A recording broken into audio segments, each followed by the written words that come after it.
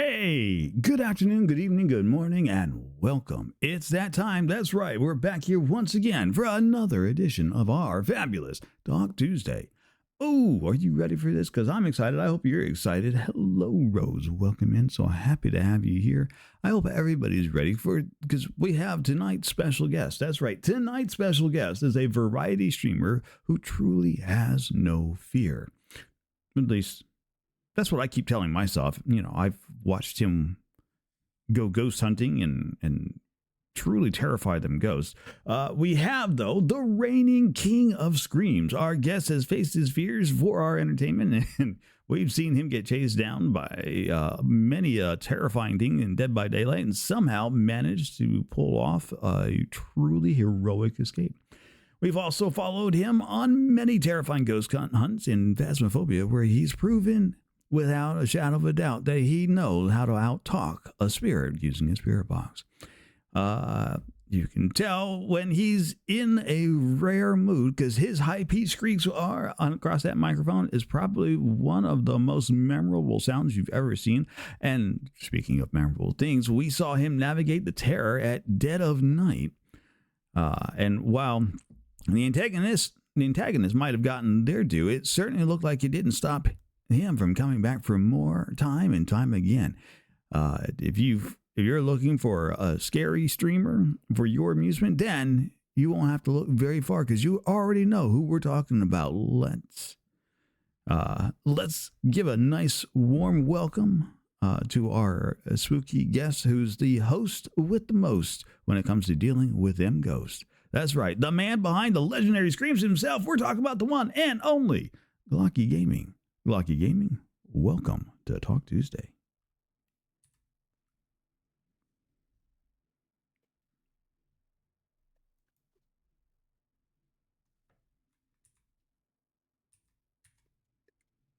Hello. I'm hitting buttons. I'm like, did I hit the right button? Did I? But not again. I swear to God, I need to mark I these did see buttons. that. I need to. I I, just wa- need to I mark was the buttons. listening and I did see the deafen coming off and then the mute coming off and it's like Like, what's like? Well, I've got two buttons. One deafens and one mutes, and I put them side by side on an unmarked keyboard.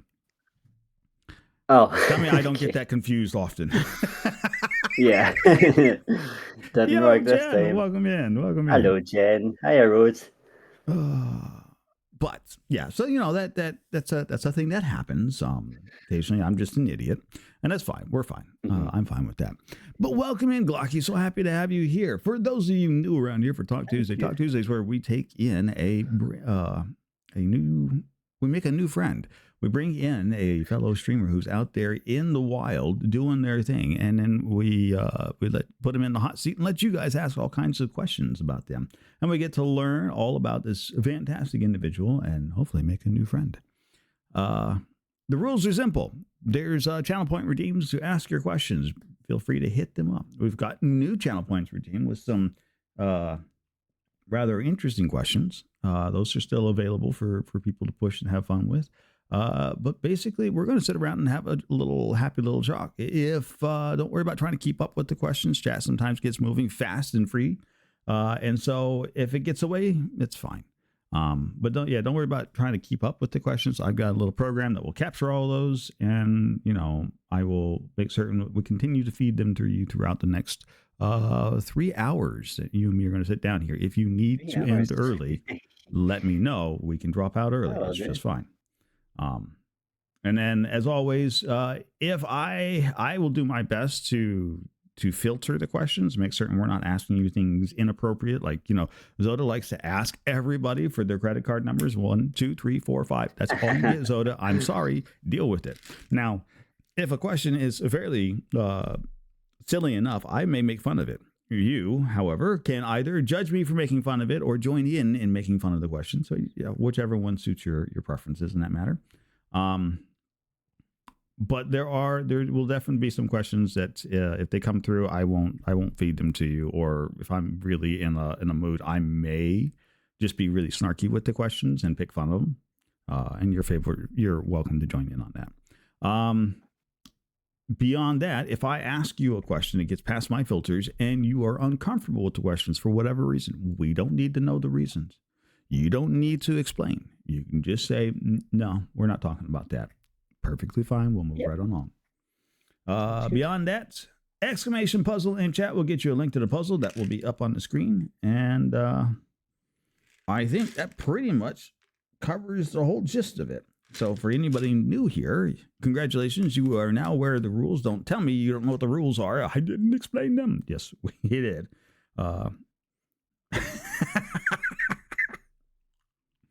Favorite fictional dragon? That's got to be Spyro.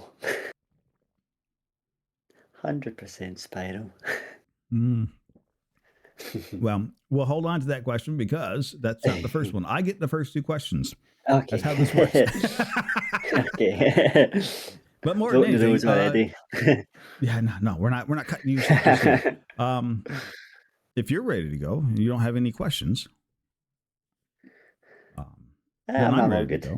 You're good? Okay. Well, then with that, my friend, with that, we're going to move to the actual Talk Tuesday screen and officially welcome you to, where's the button? Where's the button? There it is. Welcome to Talk Tuesday. The man, the myth, the legend, he's here. I was hands-free for a bit. You're back. Hi. Welcome back, Rose. We're happy to have you here. Hello, hello. We're happy to have all of our friends here. Why is that showing up? Never mind. It's gone away now. Oof. Okay. So, as always, you have two questions at bare minimum that you get stuck answering. Two. Well, technically, there are four. So there's two at the front and then two at the end. And then you get to choose the rate. So the first two questions, we'll get you started with the first two. What got you into streaming? Like, why did you decide to suddenly turn on and throw that and be the amazing personality for your community that you are today?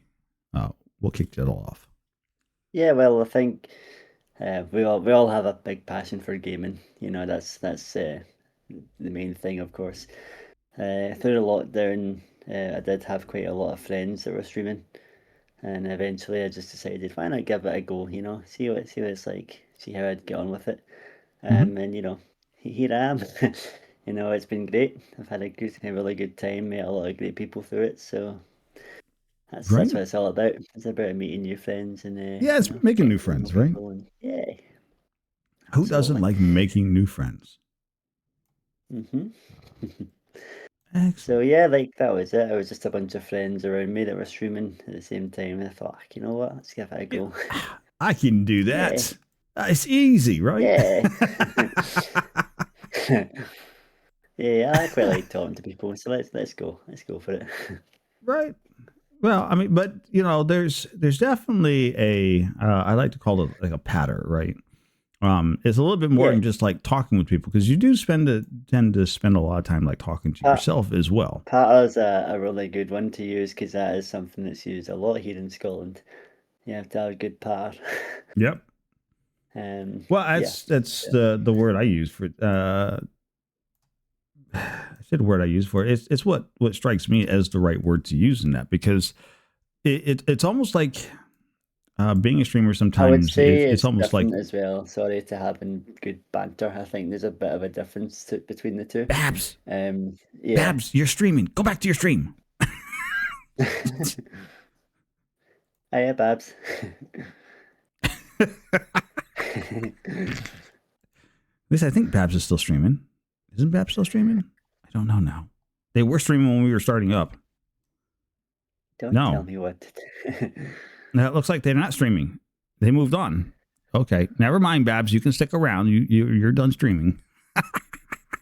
Don't tell me what to do, Linda. Listen, Susie. Listen.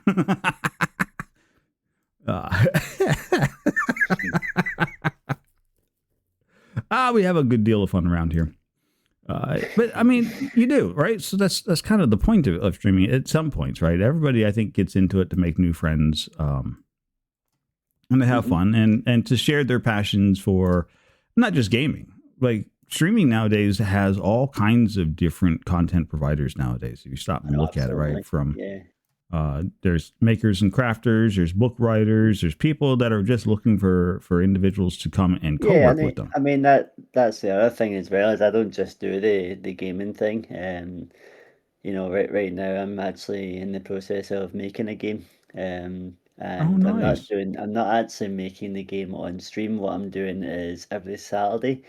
Although I haven't really been making a lot of progress on it, but each Saturday I will stream, and if I've got a progress update, I will be, giving that update for the first hour of the Saturday stream, and I'll be showing people what I've done throughout the week, to Nice. make that progress.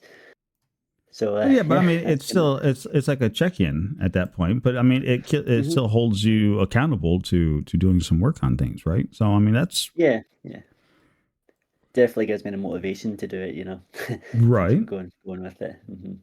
Because I think that's the thing, is I did my university degree was, I got a bachelor's in computer games technology, so it Okay. is in making games really. So like I've not really found the motivation for such a long time after that. Lockdown didn't help with that. I kind of graduated into the lockdown, um, and then I ended up finding a job for 2 years and didn't really have the motivation to get into it. But streaming and doing that thing every Saturday has kind of given me that motivation that I need, There you go. to kind of keep going with it a bit. Well, staying motivated is a very important thing to do, especially when you're doing. Like, I'm a software developer, but I'm not a games Mhm. designer, so I do Yeah. more generic software. Specifically, I'm Oh at yeah. the hardware layer, is where I do my Uh-huh. programming at. Um, Yeah, yeah. I mean, I've that's really been a lot of the jobs that I've actually done are more software development and the IT jobs as well. mhm. So yeah, And I've done you a bit do of web tend development. to. It is a very creative process, and so not being motivated is a very painful thing. Yeah, yeah. It's definitely, you definitely have to find that motivation from somewhere, and I'm just glad that I found it again. There you go. Yeah. Well, that's excellent. So, hmm getting back in was just get back in, make some friends, watch everybody else doing it, get a little jealous. I get the FOMO. Definitely get the FOMO. We all, Yeah, I yeah. think every one of us that turns on a stream eventually ends up with the FOMO because we spend just as much time in our friends' streams as we do our streaming ourselves some days. At least that's what it feels like to me. And so it's kind of Yeah. like, oh, I could be streaming right now. FOMO. I could be doing Yeah, this. No, no, no. I'm gonna behave. I've got other things to do, but I still want to do that. absolutely.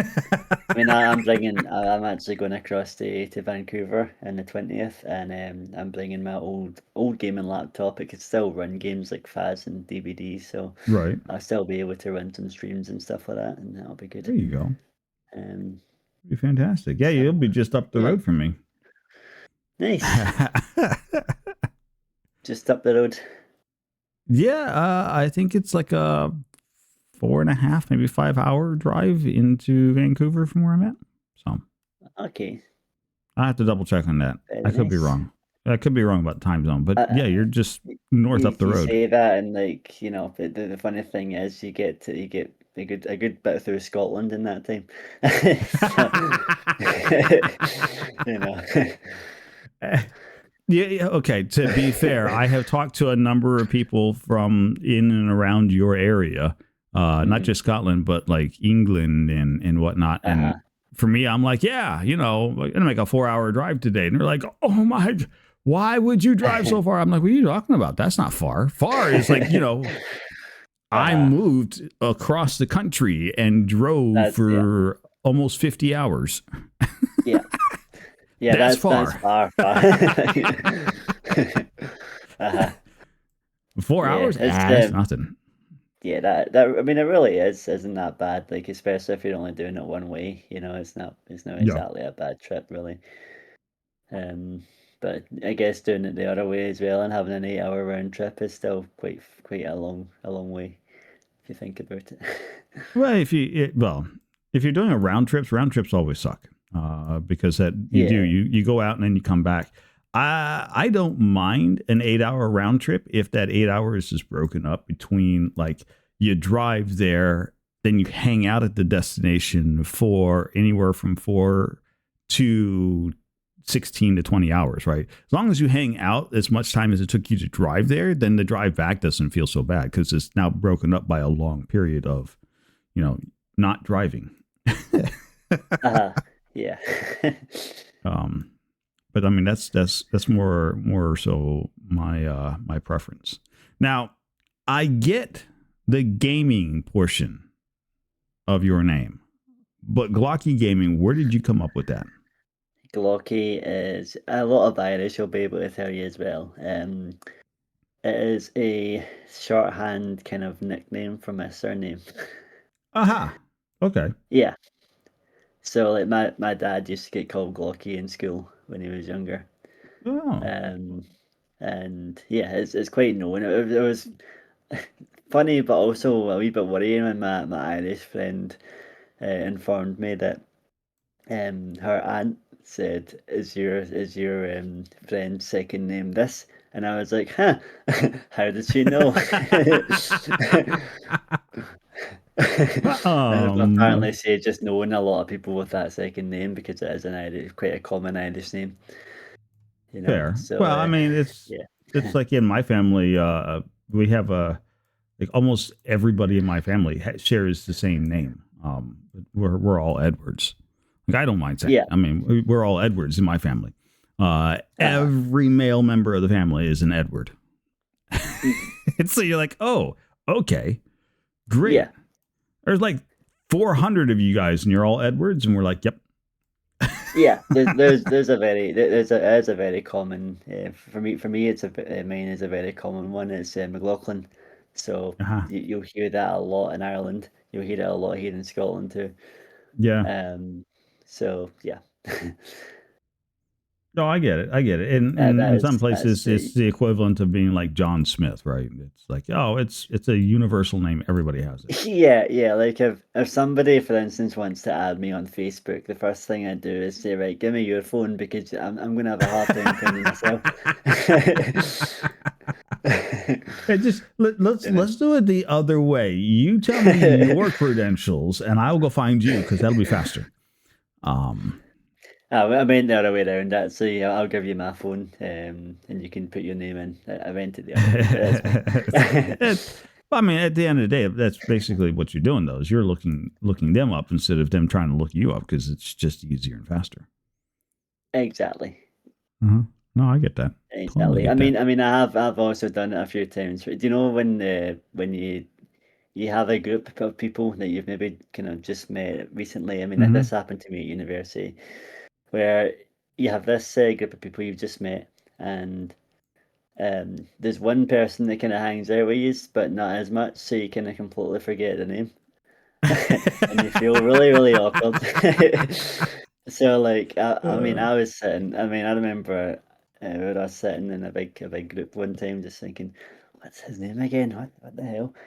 And I just decided to go up to the guy and go, "Right, this is do you have Facebook?" And he says, "Yep." So I said, "Right, just if you go and put your name in, I've got a really common name, so it's harder for me to find myself." So I found his name out by me just going up and saying, "Right, go and type your name into Facebook, and I'll get you added." Go look me up, so I don't have to do it, and I get your name all at the same time. Perfect. Yeah. That's a nice way to get around that. I didn't have to feel awkward asking him, He'd hang out with us a load of times, and I felt really bad. Well, see, okay, to be fair, I was that guy growing up in high school. Like, I hung out with everybody, but nobody ever could seem to remember my name. They were like, oh, God, that he's the other guy. And that legitimately became my nickname in school growing up, was just he's the other guy. The other guy.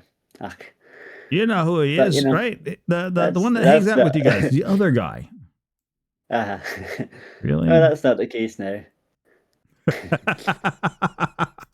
Your 1,000 Twitch followers will tell you that. Everybody knows Nori. I'm still just the other guy. He's fine. Yeah. I'm just the other guy. That's all. Just yeah. The You're amount the of times sound I get guy. people like, "Oh, Nori, right? Seaweed dude." No, no, no, Oh, no. There's a Y there, not an I. ah, okay, yeah, I get it. Yes, I get that one. I get that one an awful lot too. I've Which also I had was the lookalike stuff. Like I used to get all sorts in high school. When I was younger. right. Um, people just thinking just because you have glasses that you look like somebody, and it's like, no, really, no, I don't see it. I And don't. Yeah, I totally one get of the that. one of the funnier ones was this was one obviously when I there were no glasses, and I was living in England at the time for 10 months.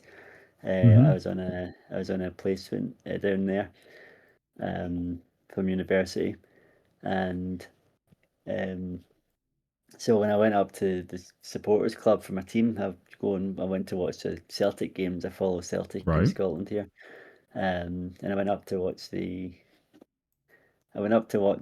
games, and there was this guy told me that I looked like Bran Stark from Game of Thrones. And like everybody just started calling me Bran Stark every time I went up after that. It's like, Ugh. okay. I Oh guess I'm yeah, Bran Stark. that's right. Like, oh, now I'm stuck with this one. Like, how do you get rid of things like that? Like, I don't want to Yeah. be known No, as I know. I'm not too bothered by that one. That one's okay, but like, I've had some pretty bad ones when I was younger. right. You know. Yo, Steamy, welcome in. Yes, it is Talk Tuesday. You are back around for one of those. There's still a thing. We took a little bit of we got a little bit sidetracked, but we're back. We're back at it and doing it again. Still doing it. Aye, we're So here. we're here. That's right. Uh, so okay, well, let's get you into your first one. See, we already started talking about it a little bit, and I kind of like, hey, stop that. I get first questions. Weeb does one, and it's still. Let's talk about your favorite fictional dragon. I think you said Spyro was what you had started out with. Spyro. Just we need to go in the nostalgia option there for me. Played Spyro when I was a kid quite a lot. I never got very far. I wasn't very good at it back then, but I do have it on Steam, so I might get back into it and give it Interesting. another go just for nostalgia purposes. Uh, but yeah, I always like that. Other than that, it's got to have gone with maybe Shrek, say the Dragon and Shrek, because I watched it a lot when I was young. Yeah, the Um, the the Lady Dragon and Shrek was pretty funny. I was yeah. always a big Smog fan. Hmm. From Tolkien and his books. Like I thought character Uh-huh. wise Yeah. for such a brief snippet of a dragon, like the conversation Hmm. that him and Bilbo had while in the treasure chamber, the dwarven Yeah. treasure chamber, was like absolutely fascinating. You can see that this is not like your typical fire breathing, I want gold, whatever evil dragon. I'm not saying he was a good dragon, but Uh-huh. there was a lot of like really raw intelligence behind. Yeah, like character development and stuff like that. Hmm. As well behind it. No, I don't really know. That was kind of a funny question for me because you'd probably been expecting something from like, Lord of the Rings or, Game of Thrones or something like that, but I don't really know it much Huh? about that stuff No, no, no. myself. See, So there's that was that's the my kind of only beauty of real this sort of thing, right? Well, yeah, that's yeah. the thing, right? There's no wrong answer here. No, It's your exactly. answer. I was just saying that was like I know what you'd have been expecting, but it's not it's not something I know a lot about myself. I was sitting there, I'm But yeah, like, do we're I going have Spiral. Spyro? It is. I think Spiral. there was. Hang on, let me scroll back up here because I think they were like, you started talking about it, and they had. Yeah, okay. It's the next. It's actually the next question on the list. They want to know which Spyro was your favorite. Which Spiral was my favorite? I only really played the first one, to be fair. It was just a nostalgia thing when I was young, so I'd have to go with the first one. I played a lot more like different. It was a lot of different things that I played when I was young. I played a bit more Sonic stuff. I played. Oh, PS1, you're going back now. uh, the Alien trilogy. And that used to terrify me when I was a kid. The face huggers were terrifying. They were awful. Facehuggers were They're just actually they're were terrifying in brutal. Alien Isolation as well. My God. They're actually quite buggy on Alien Isolation. I noticed they'd I kind of remembered disappear. my first time seeing a face hugger on the actual movie, watching it Uh-huh. in Aliens the movie, and Oh yeah. yeah, that Uh, was a little fear inducing. I watched Romulus coming back from Australia on the plane. Mm-hmm. Um, which I would much rather have watched it on the big screen, but you know, needs must. Right. But it was a decent movie. It was pretty fun to watch. Nice. And pass the time as well. Big long flight from Australia. As you can see from that, I do like to travel. I'm a massive travel I was gonna fanatic. say that's a bit of a trip for you from Scotland to Australia. That was a Yeah, that long was flight. last year. That was just over a year ago now, or yeah, just under a year ago, sorry. November. I went from November to December. I've got relatives over there, Australian relatives, so they Nice. went across and we met them. They've met them before. They've come across here, but we stayed with them and stuff. How So did you it's been survive good. the spiders? I've got to know. Barely saw any of them, to be fair. Um, Really? I and figured and as big no, as those things are, like they're their own like small dogs or whatnot out there. well, well, we were staying in Melbourne, like in the city, so you don't really see them as much there. Um, That'll do and it. and yeah, so the only time we ever actually saw one was when we went out to meet my cousin who does a fishing like tournament thing. Hmm. And we went out to this kind of bit out in the sticks a wee bit, um, as we kind of fishing village, and we stayed in this Airbnb place. And there was a wee baby huntsman in there. Not very. It's bigger than like a UK house spider, but not still not big when you think about a huntsman. You know, I would have been Right. quite a bit even more. I mean, to be fair, what I've actually heard of huntsmen, I'm not that scared of them because they don't seem to be, you know, that harmful to humans.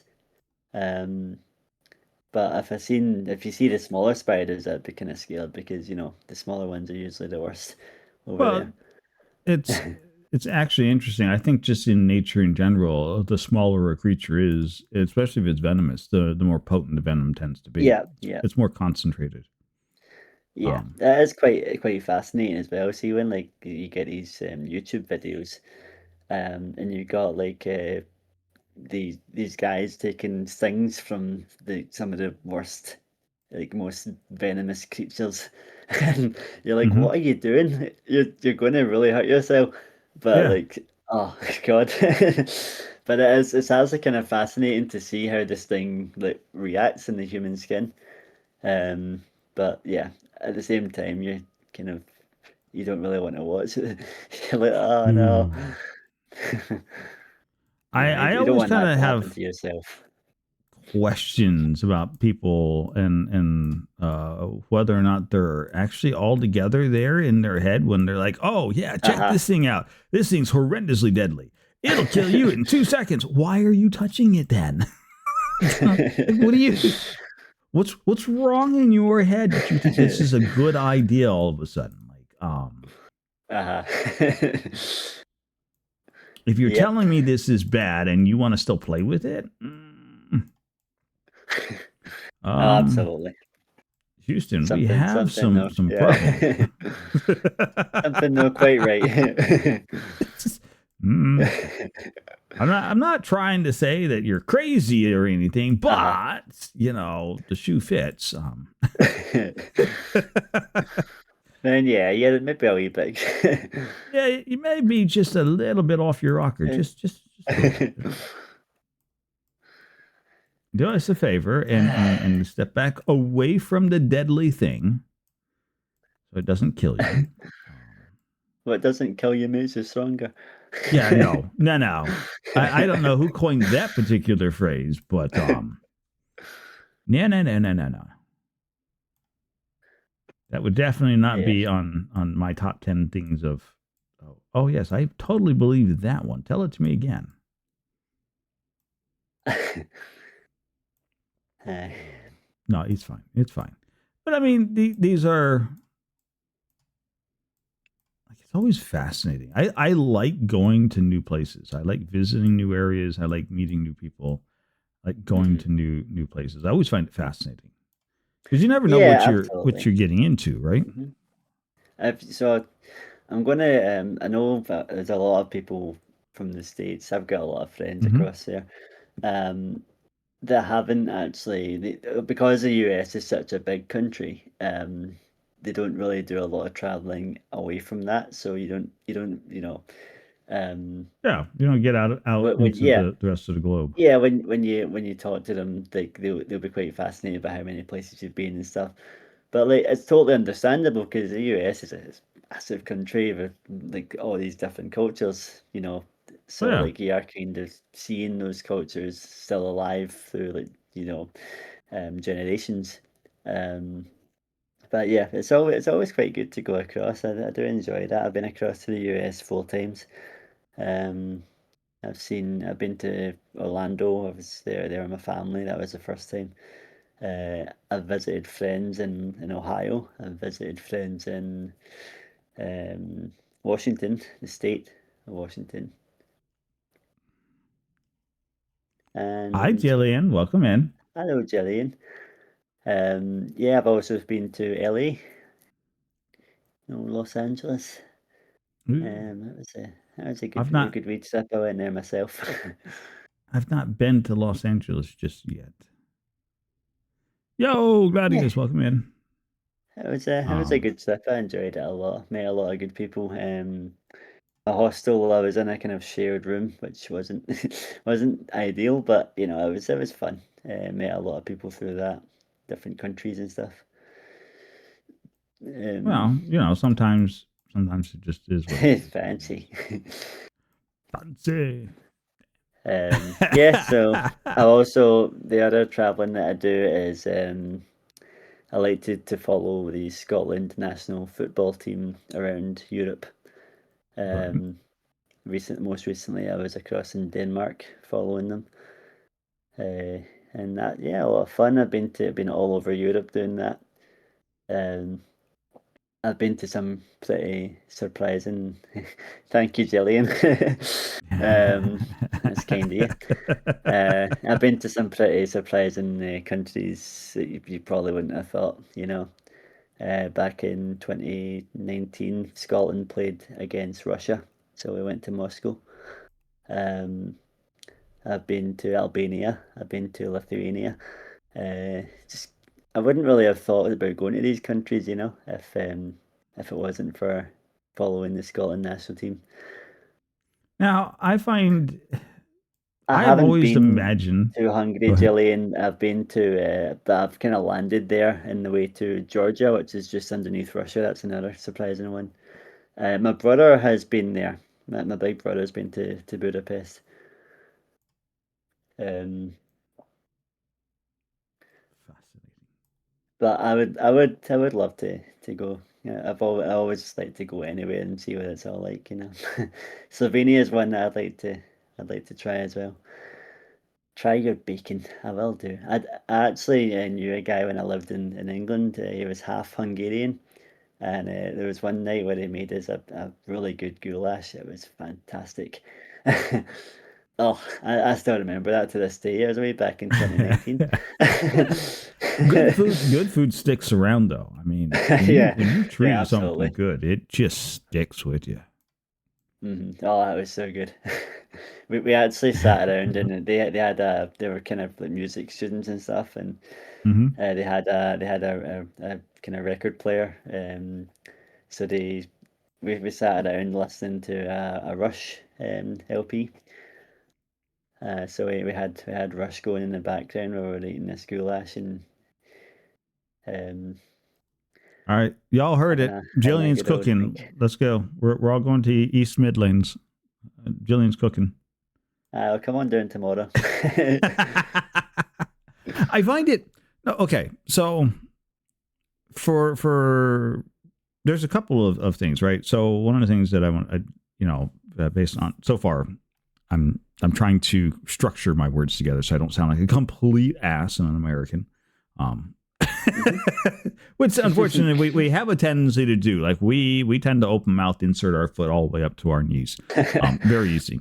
Uh, that being said, like I think a lot of Americans you don't see them out in the global space because it's not as easy for us to leave America as it is. I think it is for for you guys out there in like Scotland, England, that sort of thing. Like getting around to the different European countries is a fairly like, it's just a thing that happens. Like you guys just do it all. It's like for you going and visiting England is like would be the same for me trying to drive from South Carolina to Atlanta. You just kind of just go. It's fine. They're not going to give you a hard time at the borders getting across.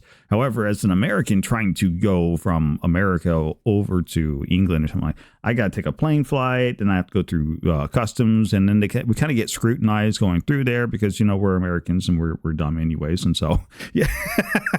We get the same in the States.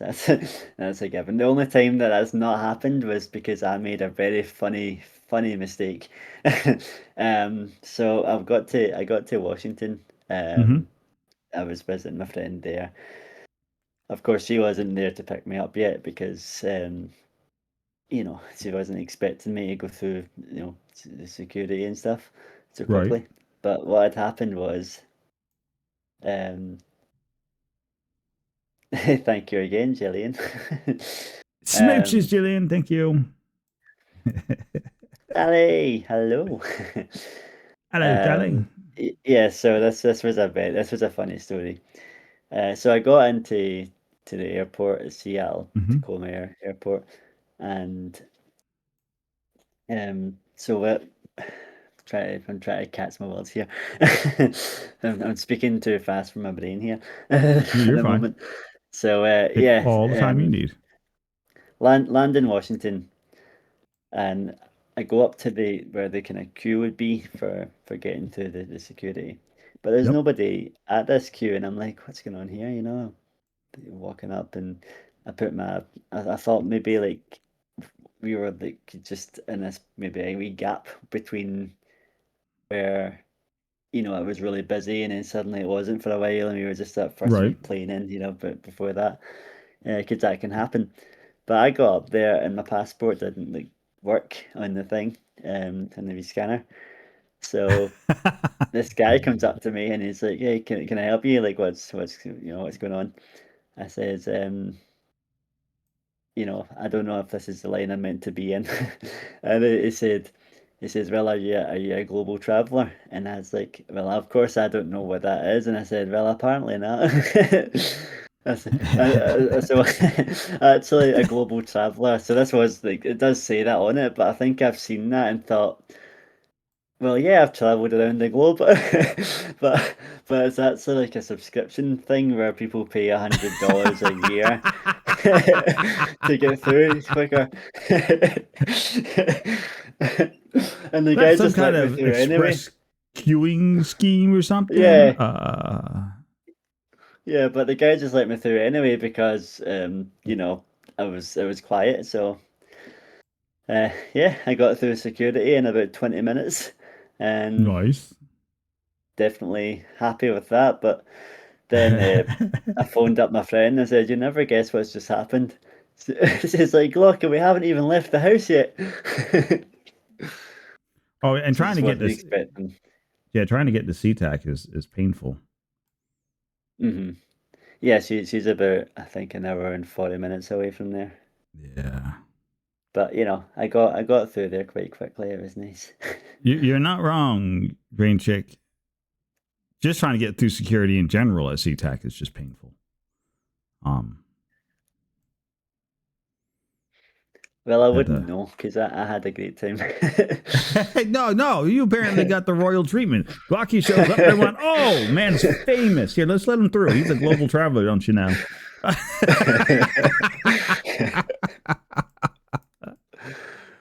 Just let him right on through. He'd be fine. That's the famous Glocky Gaming, don't you know? Exactly. It's That's the only just started streaming at that point, so you know, they knew I was an up and comer. just walk in there, just tell them, hey, look, I'm a famous content creator. I'm Glocky Gaming, don't you know? And they'll let you right on through. They're fine. They'll Exactly. be like, Yeah, oh, content creator, national treasure. Absolutely. Come on in. Come on absolutely. in. We're Not a happy to see problem. you. It's just Kaylin Tay. Kay, how's it going? The Welcome one in. thing, the Welcome one in. thing I don't appreciate Mm-hmm. when you go is like you do hear people like they'll hear your accent, and like I've actually heard some like sometimes you'll hear like somebody not really knowing your accent, and they'll go, do you speak English?" And I'm like, "I'm literally speaking English to you right now." Like you just didn't, yeah, like Excuse me. you Do you just, speak English? uh-huh. See, I enjoy people like that. Hmm. Because I will be in I have been in a few airports and whatnot, especially going like back home to Puerto Rico. So I'll sit there and start talking with Yeah, some of the people around there.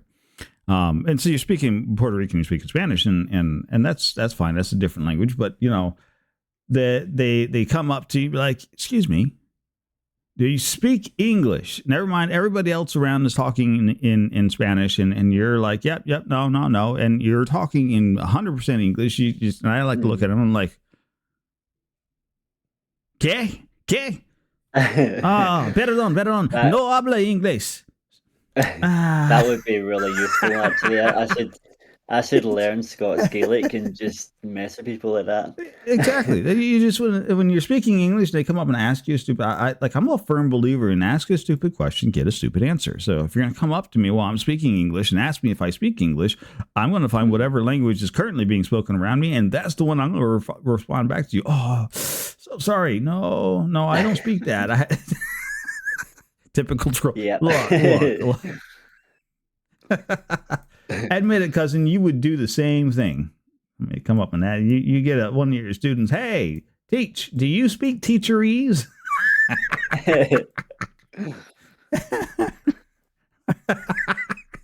Teacherese, like that isn't actually even a thing.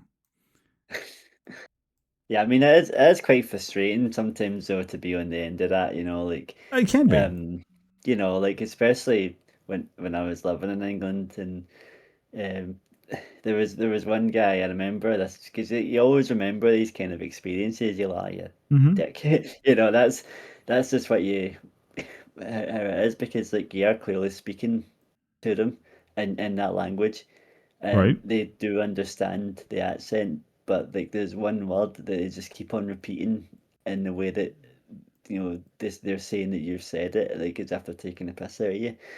And like this guy, all I was asking for was where's the bin, Yeah. where's where's the trash as you would call it in the States.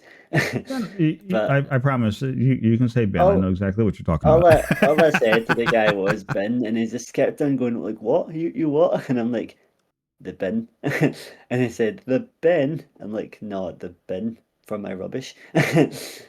And it's like, yeah, you can just feel like bloody rattling the guy, like, the bin, where You're is it? just like, yeah. Okay. Now you're just being stupid. Let me hold still. Yeah. Let me just clap you right around your ear for a second.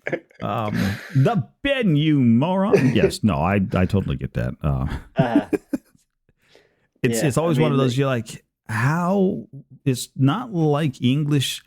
But to be fair, and I say this because I know a lot of English speakers, mhm, and they struggle hard with dialects. uh, And there is probably just as many dialects of English just in the mhm, Americas.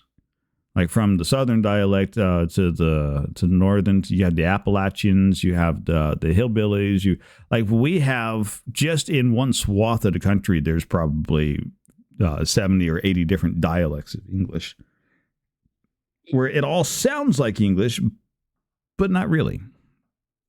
Hmm. They use words slightly different. No, that's absolutely true. There's quite a fair amount here that I mean, we kind of have a few kind of I guess languages, themselves. Mm-hmm. Really, we've got the Scots language, and if you need an example of that, you just go and you can go online and look up Robert Burns. He's the kind of Scotland's national poet. We celebrate Burns Night every year, where we have haggis, neeps, and tatties for our dinner, and yeah, you just kind of do the old traditional thing. Um, and if you need me to explain what haggis, neeps, and tatties is, I can do that. I believe it or not, I actually know what haggis is. The Yeah, nips and ties, not quite so much, but I no, know what haggis neeps is. neeps is just another word for turnip. So we'd have Okay, that kind of mashed with this dish, and tatties is potato. So okay, we'd have that again mashed with this. got it. Um, I'm yeah, completely clued in now. but I yeah, have learned something new. if you want to see the Scots language, the probably the best place to go would be like people like Robert Burns and his poems. He was very long time ago he was alive, but yeah, we still celebrate him to this day in Hmm. Scotland. Uh, but yeah, you probably won't understand a word of it. Even I have to look at context sometimes with that because it's very like kind of old Scots. Well, but most languages that aren't used on the regular, it becomes one of Yeah. those things that you have to struggle a little bit to remember. Um, Well, I mean, you got to think about how when Scotland were originally colonized and stuff like that, we did get like mhm. the treatment of like our languages being banned and having to be kind of forced to speak English and stuff like that. Yeah, yeah. Um, that was one of the things that the British Empire had a habit of doing, of course. But yeah, that was the only now actually as our language is starting to come back a wee bit. Um, the schools are starting to teach them again, which is nice. Lovely to see our culture coming. It's always been there, but it's lovely to see bits of our culture coming back that was originally banned Right. at that point. Um, and we could have probably brought it back a lot sooner, but they didn't. So Yeah, well, I mean, there's reasons for a lot of things, but yeah, yeah. um, now, uh, Stevie would like to know about what's the worst game you've ever played. Oof. It's I always have like one in. these questions are always like the really hard ones because you're like, I worst. actually have one quite quickly in mind. Mm-hmm. Mainly because on PlayStation, I do like to like kind of trophy hunt on PlayStation. So I Mm-hmm. like to try and get the platinums and stuff. Um, I've done that. I've not done it for a while, but I used to do it a lot. And probably the most boring one I've ever done was a game called Sherlock Holmes Crimes and Punishments. Uh, I now know that game. it was extremely boring. It was terrible. And I thought, right, you know what? As an easy platinum, it looks so simple to platinum it, but the loading screens as well were awful. Everything just took forever to load, Yes. and just, it was terrible. And but I did get the platinum eventually. It was just the worst experience of my life. Well, yeah, Yeah, you have to have some staying power to get through that game. I remember yeah. not even. I remember giving up on that game and never even finishing like the initial playthrough of it. I'm like, this is so no. I'm just done. Yeah, Just I was not a fan. nope. But I just kind of sometimes get very determined and I just go for it Now, anyway. do you find that you will play a bad game just to finish it off because you have a need for it? Is that or is that just one of those like I'm not gonna? Like this is the freaking game. It's not going to put me down. It's not going to beat me. And so you're just being stubborn about finishing up. Like At you have that a time, at that time, I was just wanting the platinum. Like I was laser focused on getting the platinum. So, like I've got what 32 platinums in PlayStation, or something through doing that. right, A lot of them are quite easy, like kind of Life is Strange are quite easy platinums to get, and you've got games like the Telltale games. They're very straightforward. It's like literally finish the game and you've got your platinum, and you know, most of the right. time. Um, but yeah, there are ones where that was the only one that was so slow that I felt like giving up many times. But I just thought, you know what? It's an easy platinum. If it's bad and it's easy, I'll do it. Um, but like I mean, I've even platinum Goat Simulator. Just just random games, just why not? Um, Platinum Goat Simulator. I did GTA 5. That was a long time that one took. Uh, but Yeah. Dedication. Exactly, right, Squirrel? Dedication. Like, I did it. So I never yeah. have to do it again. Hello, Winter. How are you? Welcome in. Welcome in. But okay, so at what point, like, what do you, when you're sitting down to play a game, Mhm.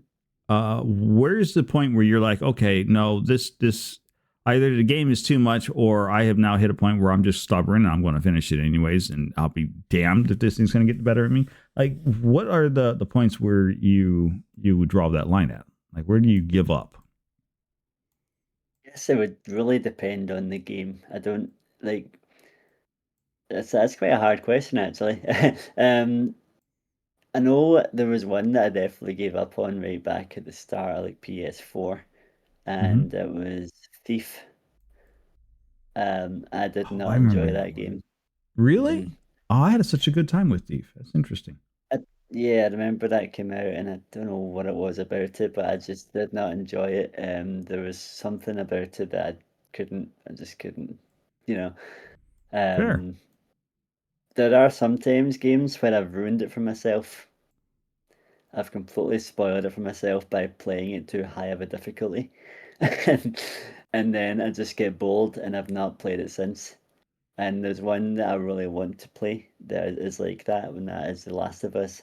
I started on quite a high difficulty, thinking that, well, it'll be fine, and then it was not fine. So, uh, and I just didn't go back to it, and I really should, because it's right up my street. It's the type of thing that I would play. So in terms of like story and stuff like that. Now, do you normally play games at a higher difficulty? Sometimes, kind of again, it just depends on the game. I know there's some of them that are quite straightforward, even at a higher Right. difficulty. I mean, the Spider-Man games weren't too bad for that, like the ones that came out from PS4 onwards, um, weren't too bad. And then, of Right. course, they had like, New Game Plus, which, of course, you had to do for the Platinum. Um, Again, kind of easy Platinums. You didn't have to do a high difficulty if you didn't want to, really straightforward. Um, But yeah, like again, it just depends on the game. If it is a wee bit too hard, of course, I'll be stubborn about it. I'll be very stubborn about it, and I'll keep going and going. Because I do like to try and get good at the game as well. I Mm-hmm. mean, I'll tell you I couldn't tell you how many hours I've spent recently trying to get good at like weirdly good at golf with your friends. I'm sitting here trying to achievement hunt that on Steam. Look. We do some golf with your friends around here, and I might have more hours in that game than I probably right should, but I don't know that I've ever decided I was going to go achievement hunting in that game. There's some of the courses are ridiculous, and there's times where it does this really buggy thing where the ball will just bounce out like it'll be as if it's bounced off a hard surface when it's not. It's bounced off Mm-hmm. the grass, and it just kind of stops the ball dead and ruins your Yep. chance at like a hole in one or any whatever score you're wanting to get there. Well, uh, we tend to I tend to play that one, but we only play like the community maps. So like that yeah. happens all the time. Hmm. Hmm. It's not like a once in a while thing. That's an all the time sort of thing. Yeah. Well, right now the hardest achievements are the power and under ones, the ones that you have to get power and under. The other ones are all like play a whole game on dunk, play a whole game on hockey. Hmm. It's not hard to do those ones. You just need to No, no, no. play the courses again on a different mode. But like Hey, KN, um, welcome in. hello, Kian. Um, but yeah, like, I recently was quite proud of myself because I managed to get power and under on Haunted and on Oasis, and those two are kind of ridiculous maps. So I was pretty happy that I got Haunted that. and oh, right. It's Yeah, like you have to kind of know the trick shots and stuff. That's the yeah, thing. yeah. Yeah. Well, but I mean that's just part of playing it over and over again, right? Like the more you play Yeah. a game, the better off you get at it. And I would imagine if you're achievement hunting, then you end up making several trips through the game, not just like one or Oh two. yeah. Yeah, there's different courses. You kind of know early on if you're having a bit of bad luck and you're like, yeah, right, okay, I'll start this again. Um, but it's at that point it's not really a rage quit. It's more just me going, right, you know what? Let's start it again. Try it, start over. We can do it next time. Right? It's like Um, okay, no, I'm just the golf gods are not with me today. That's fine. I'm gonna walk away. yeah, yeah. I'm not really one to like really full on rage. I mean, when I was younger, I used to be. When I was we all we were all kids once.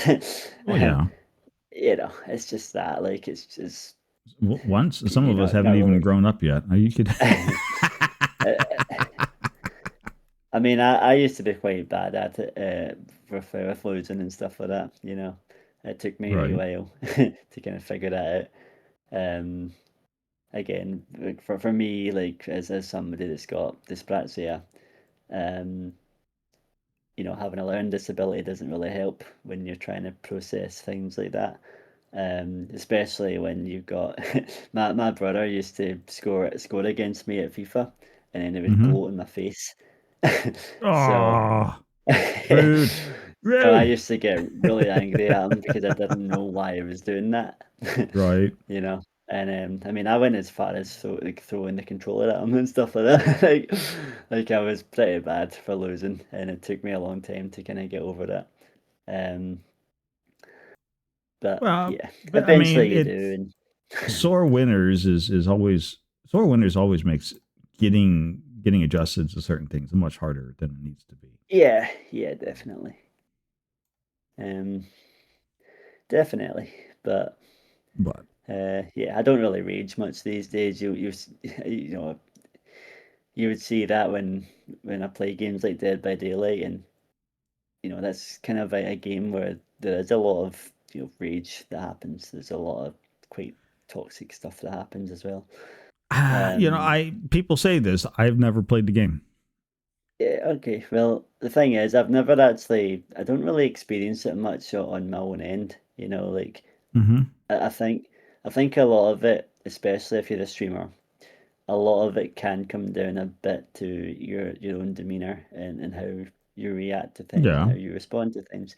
It depends on how much the person's just kind of wanting to be a bit of an ass. But I'll give you an example because like recently we were playing, Mm-hmm. and we were just chatting after the game, and the killer had kind of done a lot of stuff in the game and like kind of smacked us on hook when he hooked us and all that kind of stuff. Right. But I don't care about that stuff. That's fine. Do what you want to do. Um, and so then this guy comes into my chat after it, and he started giving all this, easy, and all that kind of stuff. Slammed. He basically just trying to kind of, Yeah. Trying to work get your a rise nerve. out of me. Yep. And I just went like that to the guy. I said, you know what, mate? GG, well done, you won. But there's absolutely no need to be like that in my chat. we're all just having a good time, having a laugh, and we're chilling. So, Mhm. and then my pal was a mod, and she banned him, or she tamed him out anyway. It's like, um, yeah, yeah, yeah, yeah. but then, like, yeah, they actually came back after that, and they like apologized for being that way, and they actually gave me a wee follow. So, you Nice. know, it it kind of Always again good. comes across with like how you present yourself and your demeanor, and if you kind of have that response, then you're going to be fine, really. Yeah, yeah, it was a nice turnaround, Squirrel. It was good. It's Now, it's the Go ahead. sorry, I just No, remember no. something in the way. No, go, So, go, go, go, go. just my friends used to, because I'm Scottish, of course. Mhm. They used to get me to say that word quite a lot, squirrel. So, I just triggered a memory there that they kept telling me to say squirrel. Squirrel!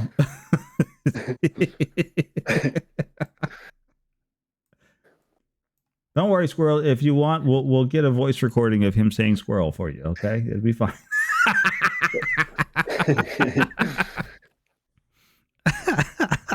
Uh-huh. Squirrel. Squirrel. It's fine. It's fine. Uh, but no. Memories are good, right? Like memories are the things that you really kind of want to build on, right? They An help. okay, and who knew, eh? Glocky's Scottish, what? Who knew? Who knew?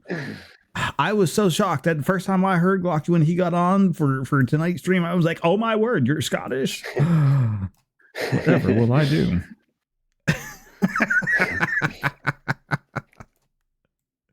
It's fine. It's fine, right? Yeah, we're all good. Hi, what were we saying there? Sorry, totally losing track here. No, that happens around here. Losing Yeah, track is easy to I do. was you were speaking about memories, weren't you? It was always good to have. Uh, I had a point for that, and then I lost track of that point, so we'll just ignore it anyway. Okay, uh, but yeah, I mean, kind of like cool for that. me, we'll circle back around to the question that Simi had about worst games, right? So, like to me, a game is bad when I just like I have certain expectation in game mechanics when I play a game, right? Hmm. So, like if I'm playing a turn-based RPG, I know I'm playing a turn-based RPG. That doesn't Right. phase me any. One of the things that frustrated me was in like Final Fantasy, in the newer version of Final Fantasy, and I know why they were trying to do it. They were trying to speed up combat. They were trying to make the game flow better. But they started introducing the individual timers for everybody. And so you could have real Okay. time combat, right? So like different characters would go Now, off, and you could do which something for them depending on their initiative values and everything else. And then you would have the monsters that would slide in there. And it always seemed like you almost inevitably ended up with one of your characters would start at the front of the battle, and that was usually the guy who was the fastest but was also the weakest, so he was basically not doing anything. And then everybody else was always at the tail end, and the monsters were always right in the middle. So that would be like, quick guy, stab with little dagger, 1 point of damage. Yay, good job. We're so happy for you. And then the big guys would come and slam the rest of the party. And you're left with the speedy guy running around throwing potions at people, trying to heal them back up so that you can get back into the fight. And it just becomes this repetitive cycle. And it used to drive me nuts. yeah. I mean, which Final Fantasy is that you're talking about? Um, Is it a remake one, or is it the no, no, older no. one? That's what was it, like 10, 8, 8 or 9, something like Because that. It I've was got after a 7. streaming, I guess, streaming friend. I actually met her quite a long time ago now. Jeez, been doing maybe about 2 years now, I think. Mm-hmm. Long time. But uh, she, does the very impressive thing of speed running Dark Souls games. Right. She also speed runs Final Fantasy games. Um, and yeah, like I never really really played any of those games, but watching them, watching the speed runs and stuff like that is really like That was fascinating. chill. It's fascinating, but also really quite chill. And it was great to have on in the background while I was working and stuff. Hmm. Um, because again, I didn't really know what was going on in the game, but even the music was always quite nice to hear. Just in terms of like it being kind of an older game as well, and Right. uh, yeah. But it was. This is really, I find it quite impressive that somebody would go and, speed run a Dark Souls game and stuff like that. That's pretty intense. I feel like you'd have an awful lot of hours at that before. Well, you have to have some fair. Well, so like there was a streamer friend of mine, Moments of Your Time, and he was pretty much an Elden Ring player. The first time I met them, that Hmm. was like the majority of things, and so they did like all the different Elden Ring challenges, and then he was making up challenges for himself as he was going through it, and the guy had well over like 2 or 3 thousand hours into the game. You're Right. like, okay, you have played this thing to death. Like you got with your Yeah. initial investment on that game and then some, and holy cow, Uh-huh. I mean, why? that alone though is great. When you get a game and you can put that many hours in, like Oh yeah, it's great because you've obviously bought this game, you really enjoy it, and again, like you said, that's you've put your initial investment, you've got your initial investment in it back, and then some.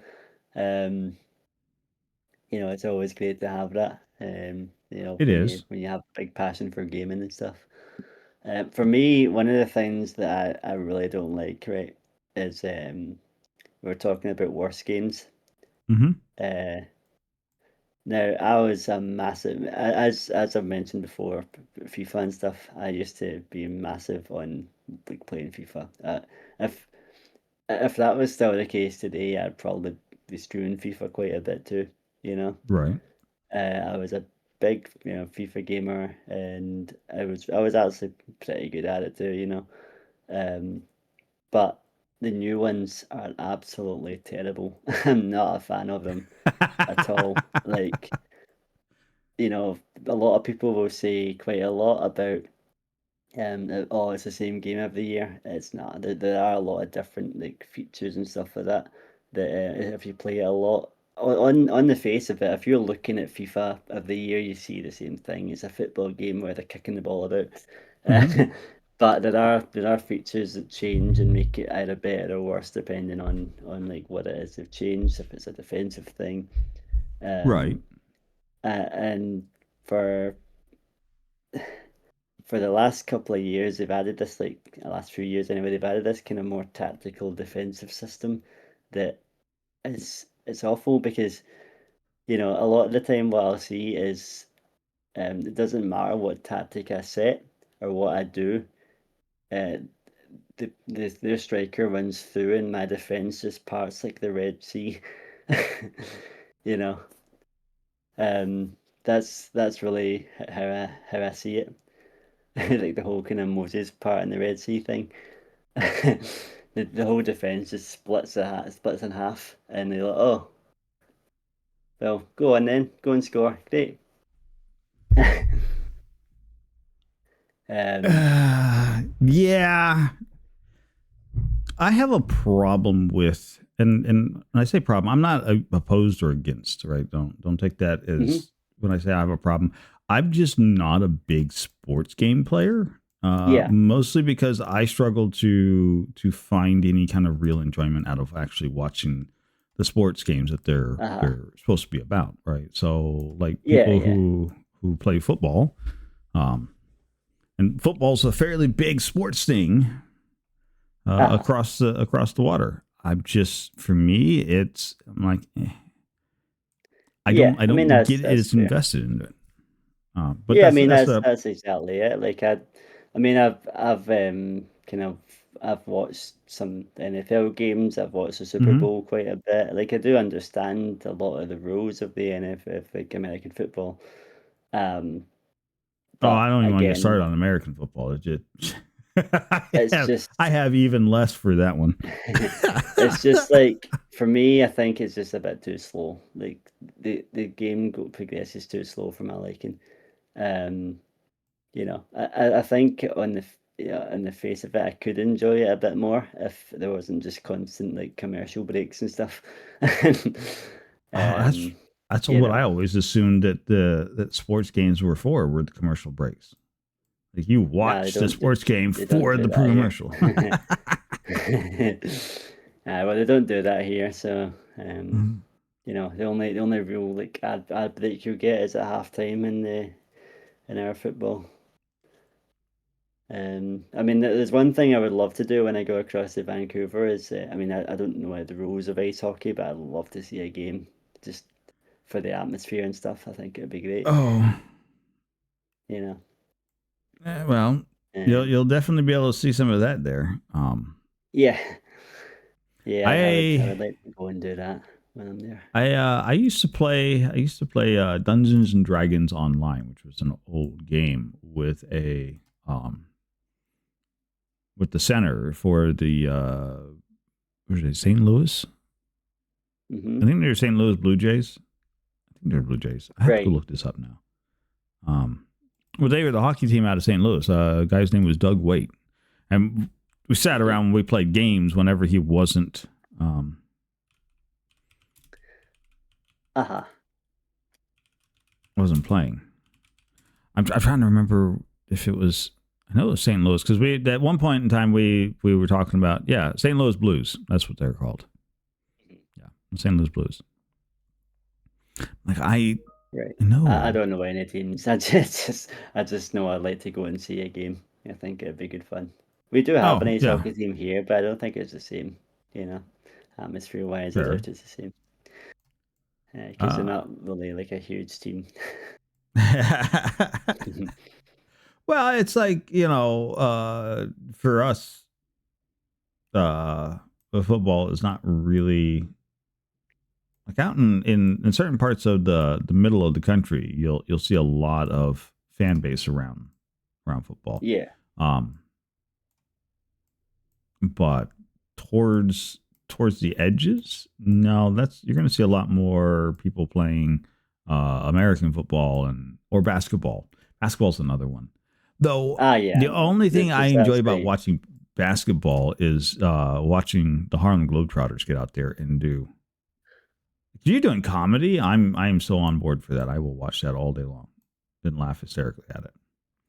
Um, Yeah, for basketball, one thing that you'd notice if you know you get out to places like mhm, Slovakia, Lithuania, it's really big there. You know, right. um, like in Lithuania, the main sport is basketball.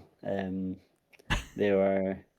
I remember like we got there and they were not like there was a guy we was talking to and he just was not happy because his Lithuania's national basketball team had lost to Slovakia like the weekend before, and he Oof. was just telling us about it all and how raging he was and stuff. And I mean, for me, like it's no, I mean, I understand as somebody that likes, you know, a sport kind of similar to it, like you know, competitive sports. Mhm. Um, similar to it, but you know, basketball itself is not something really that I would particularly watch. Um, according to most Americans, football is the only sport that exists.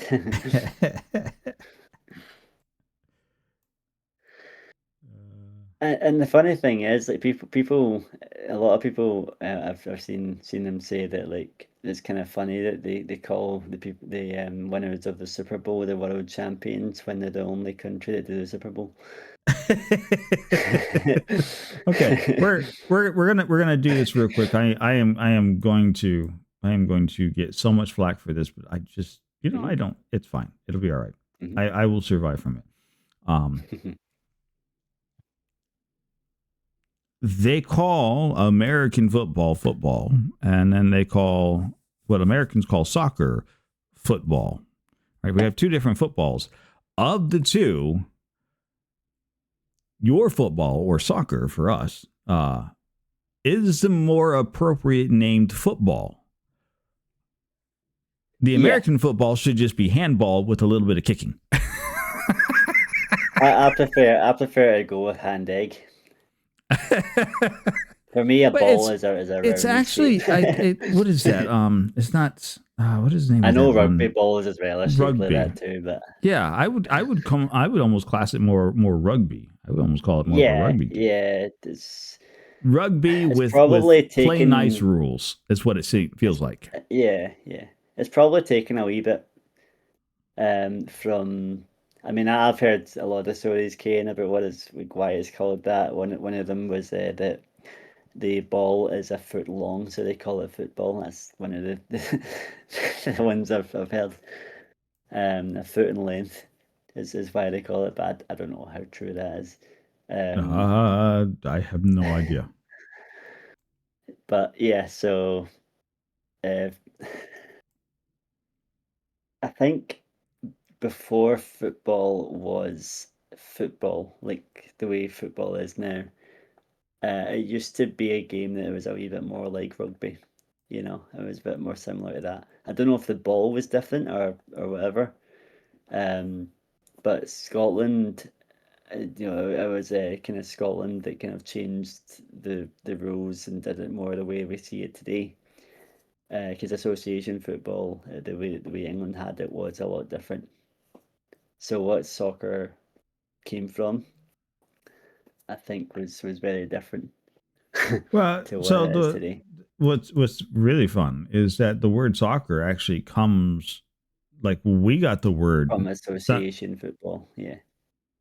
yeah, because it started over in Europe. Like we Yeah. inherited the word from you guys. And hmm then over there, you guys decided to go back to calling it football, and we continued to call it soccer. It's probably because the rules were so much different to what it used to be back then. We've just called it football, and it's kind of a different sport when you think about it, you know. I Um, will have to take your but I word mean, on that. I mean, I've got quite a lot of you know, just in terms of how Scottish football has been over the past, well, the funny thing is, when it started off here, like when like league systems started um happening. Uh, the kind of teams that were doing really well at the time back in the late 1800s were actually my local teams. Like there was about three or four different teams winning cups and stuff Hmm. like that. One of them won the league, and like nowadays they're all junior teams. The team that had won the league that one time uh, are in League Two, so they're in like the third tier of our kind of pyramid of leagues. Right. So it's quite, it's just quite weird how quickly that all just changed. And um, but Glasgow's a big place. It's the teams from there were always going to get a bigger following anyway. Eventually, that was a thing. Yeah, totally was a But thing. it's just interesting how things change like that.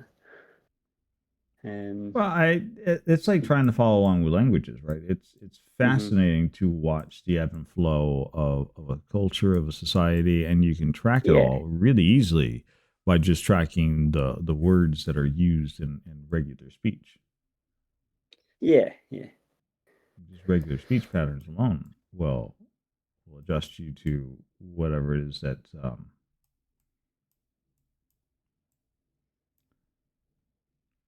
what the different cultures find important and how they talk. Like I a good example of this is like I am inner island Puerto Rican, and so our Spanish uh as I've had many people tell me, it sounds like I'm talking with rocks in my mouth when I speak Spanish. Oh, okay. Well, we tend to be a little bit more as I like to think of it, we chew on our words a little bit more. Mm-hmm. Is that I know that there's often a lot of like like the people from the origin country, that from of that language really. And it's quite weird how because you see a lot of them just kind of nitpicking and taking the piss out of people that are from that they're from these countries that also speak that language, but they just speak it a Right. bit differently. So they're like, yeah, you're not speaking it right. It's like, well, wait, what way is right, really? Like, it's how they grew up with it. But yeah, it's there is that. There's like, That's okay, why yeah, is my way is so much more wrong than your way? Like that doesn't yeah. make a lot of sense. And that's the thing is languages do evolve in a big way over time. Yeah. Um, and they evolve in different ways depending on where you are as well. Where you Um, are, who you're talking so to. yeah. Like languages is probably one of my favorite things to watch evolve over time. Mhm. Just because of you can just see the impact. Even today, right? There's definitely in just like generational languages, there are different Yeah. words in use, which is another fascinating thing to watch. Yeah, I mean, Is you even see in a lot of ones that I hear a lot over in the States, that kind of now through things like TikTok and all that kind of stuff. mm-hmm. A lot of the stuff that gets kind of said, a lot of the phrases and stuff like that actually end up making their way over here. Quite a lot of the time through like TV shows and all that kind of stuff as well. Um, I remember when I was younger, people didn't really say like the word awesome much here, but Oh, then suddenly people were saying it a lot, and it was like, okay, I'm um, sorry. yeah, and like I remembered hearing it on TV shows like Friends. I used to watch like sitcoms when I was younger a lot, um, and that was the only really real time that I heard those kind of words. But then I was hearing it from my friends at school a lot more, and I was like, all right, okay, I guess that word's here now. Yeah, it definitely gets picked up. I love this. Football is so much more dangerous despite padding because of higher rates of TBI. As my former football playing father would say, the current rules of football don't allow for proper tackling posture, which leads to more TBI. It just sounds like what they wanted was rugby. They started playing rugby, realized that rugby hurts, and so they made rules to help avoid people getting hurt. They get the padding. Uh-huh. I don't really. I mean, I watch rugby sometimes. I watch it if maybe Scotland are playing, but it's again not one of my favourite sports. Um, it's always quite a big deal. It's one of Right. those where it's followed enough here that it's quite a popular sport.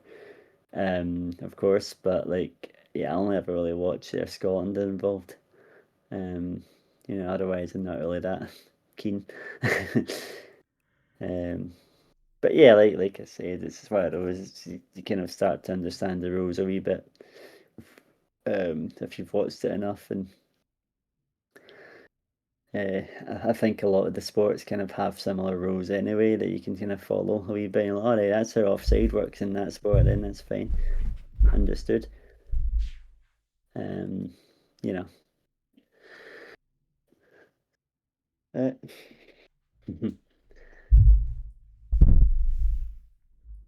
Sorry. Work you computer all was right? chirping at me about something.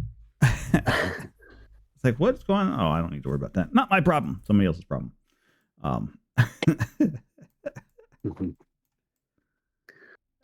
it's one of those things. It's just one of those things. Yeah. But like to me, I always wondered why. Now this is not because I am looking for somebody to provide an answer to this. Hear me out. But it's always been a curiosity of mine, given how similar rugby and football is. Why the separation into two sports?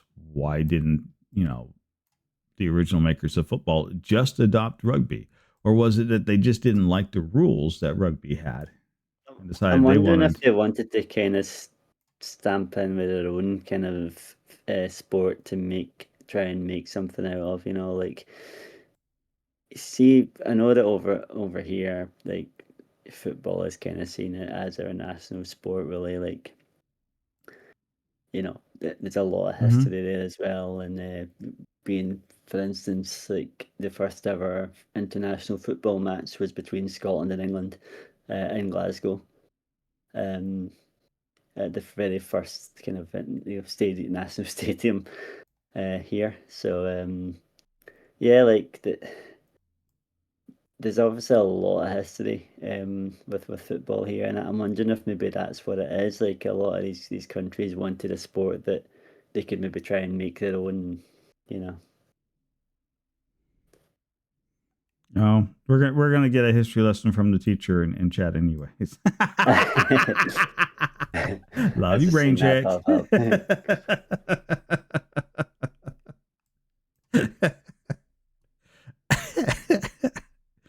My soccer and rugby rules to make a new American sport. Yeah, it just I don't know. I feel like it feels more aggressively more rugby than it is soccer. But I imagine there's probably some soccer rules in there. I just don't know all of the rules for that well enough to be able to speak to it of any sorts. I think we should all just give up and play shinty. Do you know what shinty is? Not a clue. Shinty is a sport that's played mostly in the Scottish kind of Highlands and stuff. It is basically like a really rough field hockey game. They can really batter lumps to each other with those sticks. Like, yeah, it's pretty tough game. Aha. You said shinty, and all I heard was like all I did was like reach down and instinctively grab my own shins. I'm like, you're not banging my shins around. Thank you very much. No, that's exactly what would happen if you played shinty. just with a big hockey stick.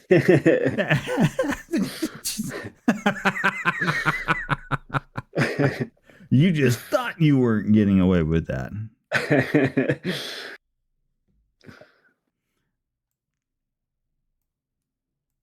To be fair, I think to be fair, most sports. Now that's an interesting topic, right? Because we're onto this now, and um, I think it's really interesting to watch the really great players of a particular sports when they're playing. And you always know if you're dealing with a really great player because legitimately the game that they're playing is having its rules changed because they're so good at the game that they make it look so easy that everybody else can't keep up with them. And because they are so impossible to hold down, they've got to come up with rules to hold them down so that they can make it fair for everybody else playing. Like it's that guy is such a powerhouse at the game. It like lopsides everything for it. I mean, you look at even for me, obviously recently you're looking at Lionel Messi in our football. You're Mm-hmm. looking at Cristiano Ronaldo and people like that. There's going to be a few more now. There's a lot of young players coming through. There's a guy playing at Barcelona, Lamine Yamal. He's a really good player. A lot of good younger players coming through. You can kind of see that in a wee bit. But they're just not quite there yet. Um, I'm just loving the fact that I'm just describing these particular players and everybody else is coming up with names. Oh yeah, we're talking about this person. We're talking about that. Serena and Venus. Every sports has their Yeah. version of that. But I think also the thing to keep in mind too is that for sports to continue to grow, I think the industry gets reinvented by the players. And so they come through and they Yeah, do things like I that. would agree with that. Yeah. Hmm. I think one thing is as well that see what really makes a good a player the best player at the sport is that when that happens and when that rule changes, they can adapt and still be that best player. You Yeah. know, because like right now like could have in the last 5 years or so, 6 years, maybe more than that actually now. Video assistant refereeing came in to football, and that's not always good. I mean, you can look no further than the recent game that my team played, Celtic. They played in the European competition, Mm-hmm. and we scored a goal. But the video ref disallowed for a ghost handball that didn't happen. Like no angle showed that handball, so there's an awful lot of mistakes in there. Um, but if you can like kind of come out of that and still be one of the best players in the world, you know what I mean? Um, when there's so much like change happening and they're trying to get used to this new system, and I mean it's taken them years to get used to it. They're still not getting it right. Um, you know, Mm-hmm. that's what kind of shows that you are the very best. There's no doubt about that. You know.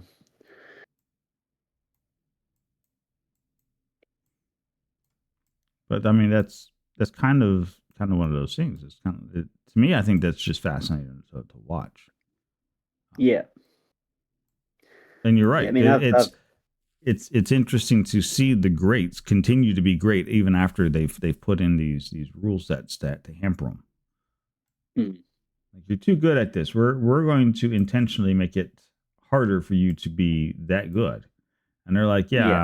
yeah, watch me work anyways. Absolutely. No, the funny it was a funny thing, right? When I was in Norway, Hmm. for the Norway and Scotland match, see, I'll tell you the whole thing, right? We didn't have a ticket for the game yet. Um, it kind of goes off of loyalty points, and when you don't have enough loyalty points, you just don't get a ticket, and it sucks, right? Right. But we managed to get a ticket at the game in the home end, kind of separated. So me and my brother were like miles apart. He actually managed to get one just above the Scotland fans, which was quite nice, and I was surrounded by Norwegians, like just absolutely. If the nearest Scotland fan to me was away along the stand at the other side, and I'm just sitting there having my lonesome, just like arms folded and that. The Norwegians that sold me the ticket were absolutely lovely though, they're chatting away, really Uh-huh. good. But I remember just kind of having a lot of fun with it because there was one point where the one of the kind of really big players right now is Erling Haaland, and he's Norwegian. And every time he got the ball, they just kept on getting all excited, like, oh, he's on it, kind of. And like then there was one point where he just kind of broke away from a corner, and one of our players essentially just rugby tackled him to the ground, and probably should have got sent off, but he got a yellow. And I just stood up and I just belted out at the top of my lungs. I was like, "Yes, that's how you take calendar. Come on!"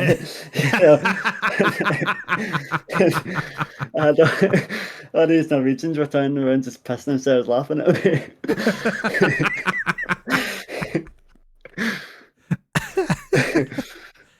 Just go and for it. Just go for it. It's fine. It's fine. yeah, and so this the guy that was next to me, the older guy that sold me the ticket, he turned around to me and Hmm. he said, "Yellow card, red card."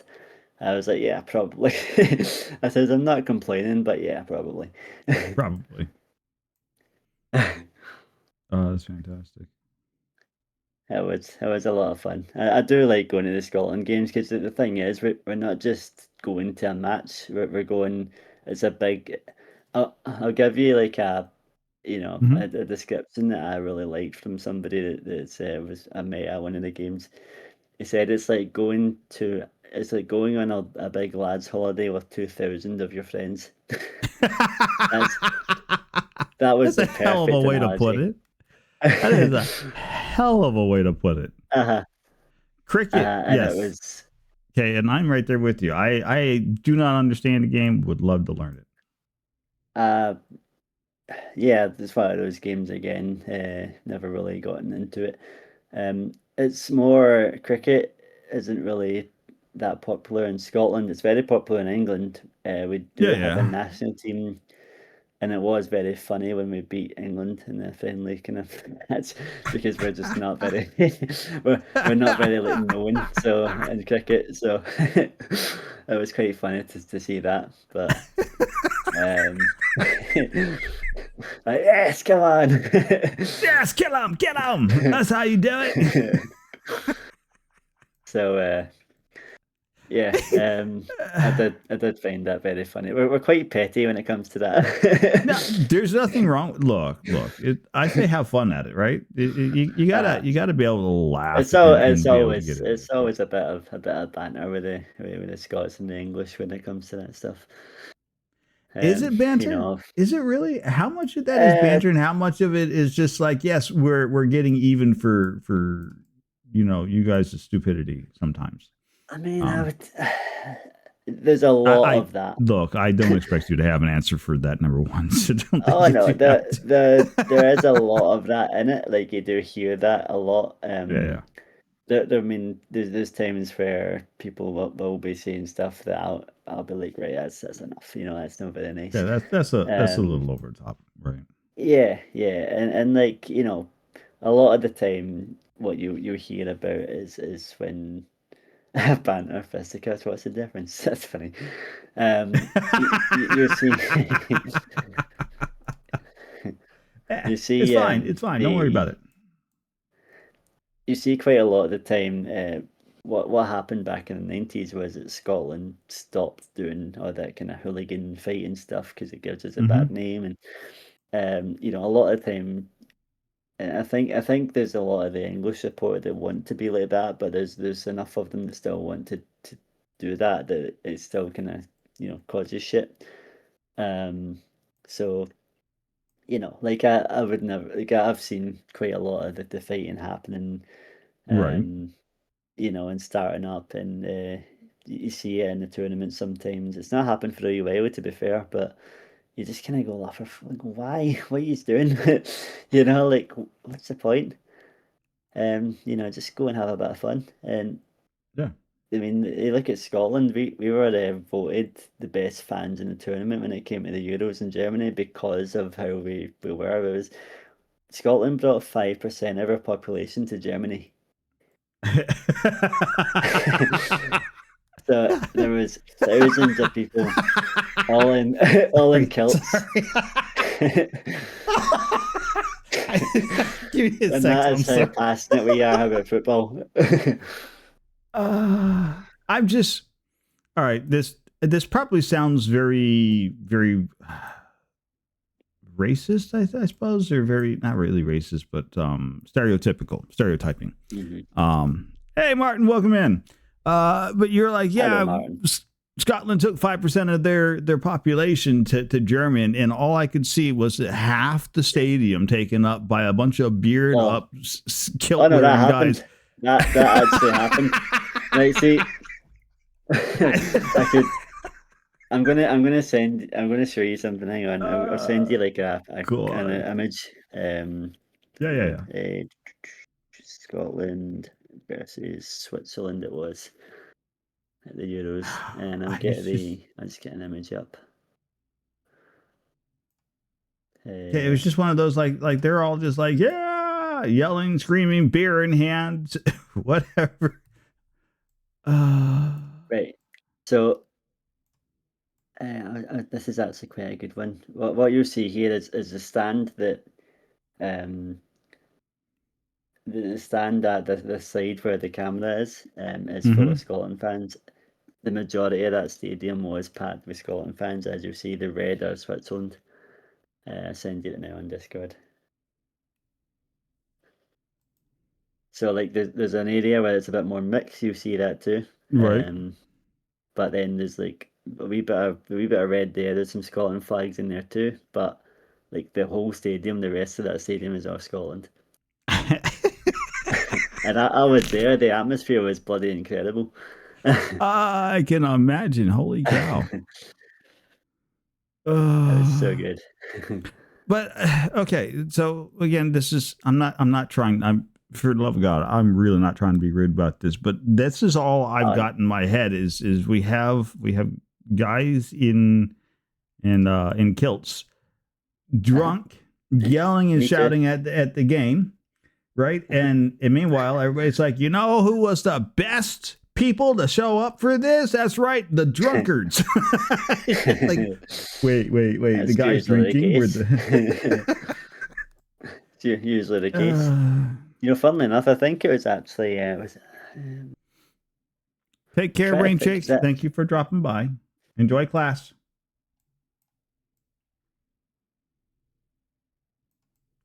It just feels wrong enjoy. because you're like, So why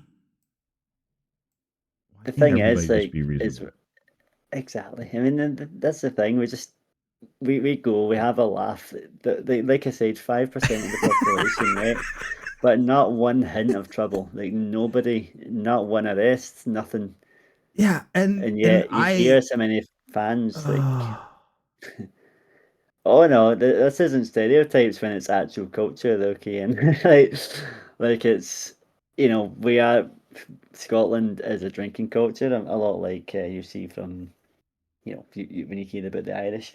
Um, it's a drinking culture. We've also the kilts are a real thing.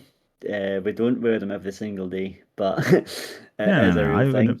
I Um, wouldn't imagine you would wear it every single day, but I would no, imagine that but you they. that's a stereotype. Um, so there's that, and then there's people that say we haggis every day. No, we don't.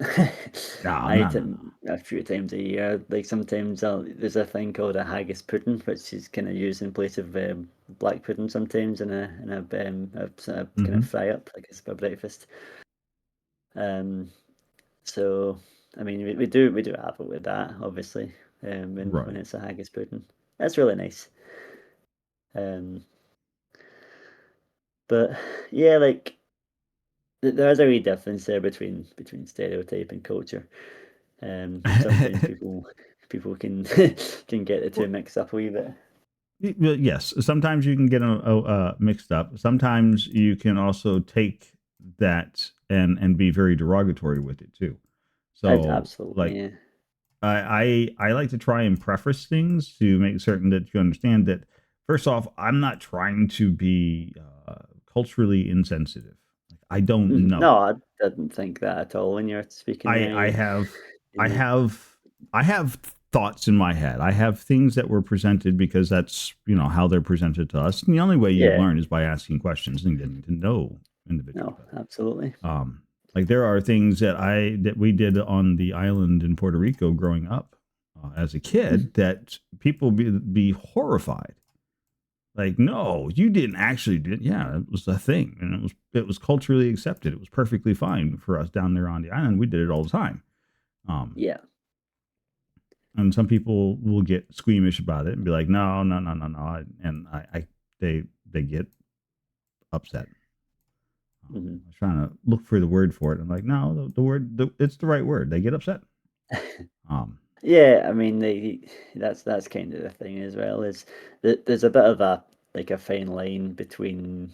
sometimes between banter and between and like kind of just obviously there's that kind of being derogatory that in, when it comes to like stereotypes and stuff like that, Yeah, and yeah, it's just something that you're playing with something you don't fully understand, and if you say the wrong thing, they're gonna get upset. Um, and that's kind of the thing. yeah. Um, And so I like being corrected, but I also like learning. And yeah, the only way you learn sometimes is to absolutely. ask the questions, and the Well, questions can that's be it. inappropriate. But For me, for you have me, ask away. Like I've never minded that at all. Like, yeah. um, as long as you're Some just here trying to learn a wee bit about yeah. it. Like even after this, if you ever have any questions about Scotland and her culture and like really my interpretation of it as well, because a lot of folk might have see it a wee bit differently than I do, but you Well, can always ask me. I think. Well, but like yeah, your version of Scottish culture is going to be highly dependent on the way you were raised, which is Yeah. there's nothing. Your Scottish culture is just as Scottish culture as anybody else from there in Scotland. You just depending Oh on yeah. like, oh yeah, they're from the Highlands, or they're from over there by this side. Like Yeah. even in Puerto Rico, Puerto Rico is a very small island out in the middle of the Atlantic, and Yeah. even on that island, there's a big shift in culture from the people that are down in San Juan, that's just a tourist trap area, and the Yeah. people who live in inner island towards the mountain areas. So when you meet somebody like from Puerto Rico, somewhere, Mhm. um, do you like so if you're like somewhere else and you happen to meet someone from Puerto Rico, would you like treat them as if like they're like a good friend, like you know them kind of thing, or is it just kind of like, hiya, how you doing, Uh, kind of thing? so it sounds bad, but honestly, it depends on where they are on the island, where they're Mm, from. right. So Okay. what'll end up happening is we'll greet each other, say hi, shake hands, and then we'll exchange names. And from the names, I can tell you, okay, well, you're not from San Juan, you're from up here, and so I will talk a certain way to them because we're the inner island's more relaxed and laid back. Uh huh. So like everybody's family if you're inner island. Um, Yeah. I mean down that's around that's San how that's how Juan, Scottish folk are. right? Down around Mm, San Juan, people are more uptight. right. So you, Okay. you don't call somebody a family if they're from the San Juan area. They get a little unless you're actually familiar, then no, you don't do that. Aye, well, So this is a thing. Like, it's mhm. why I ask. Is like, see if a Scottish person meets another Scottish person, we hear the accent, and you're like, oh, why are you from? It's just an immediate connection. You're like, oh, you're Scottish, and you just start having a big chat with them as if like you know them, you've known them for Yeah, years, but you've never met them before. And yeah, it's great. Like, it's good to have that because like yeah, it especially is. with me going away, going away to Vancouver and stuff like that, like it'll be great when I hear a Scottish accent somewhere, and I'll be able to just instantly have that kind of connection with someone. Um, when I was in Australia, we went out when we were heading out to that wee fishing village I told you about. We Hmm. went to some wee Aldi that was there, and we went in. We were getting served by a Scottish woman. And I was like, what are the chances of that? Because it was like out in really quite in the middle of nowhere, It wasn't Right. like in the city, and we ended up chatting to a Scottish woman that's serving us, um, Nice.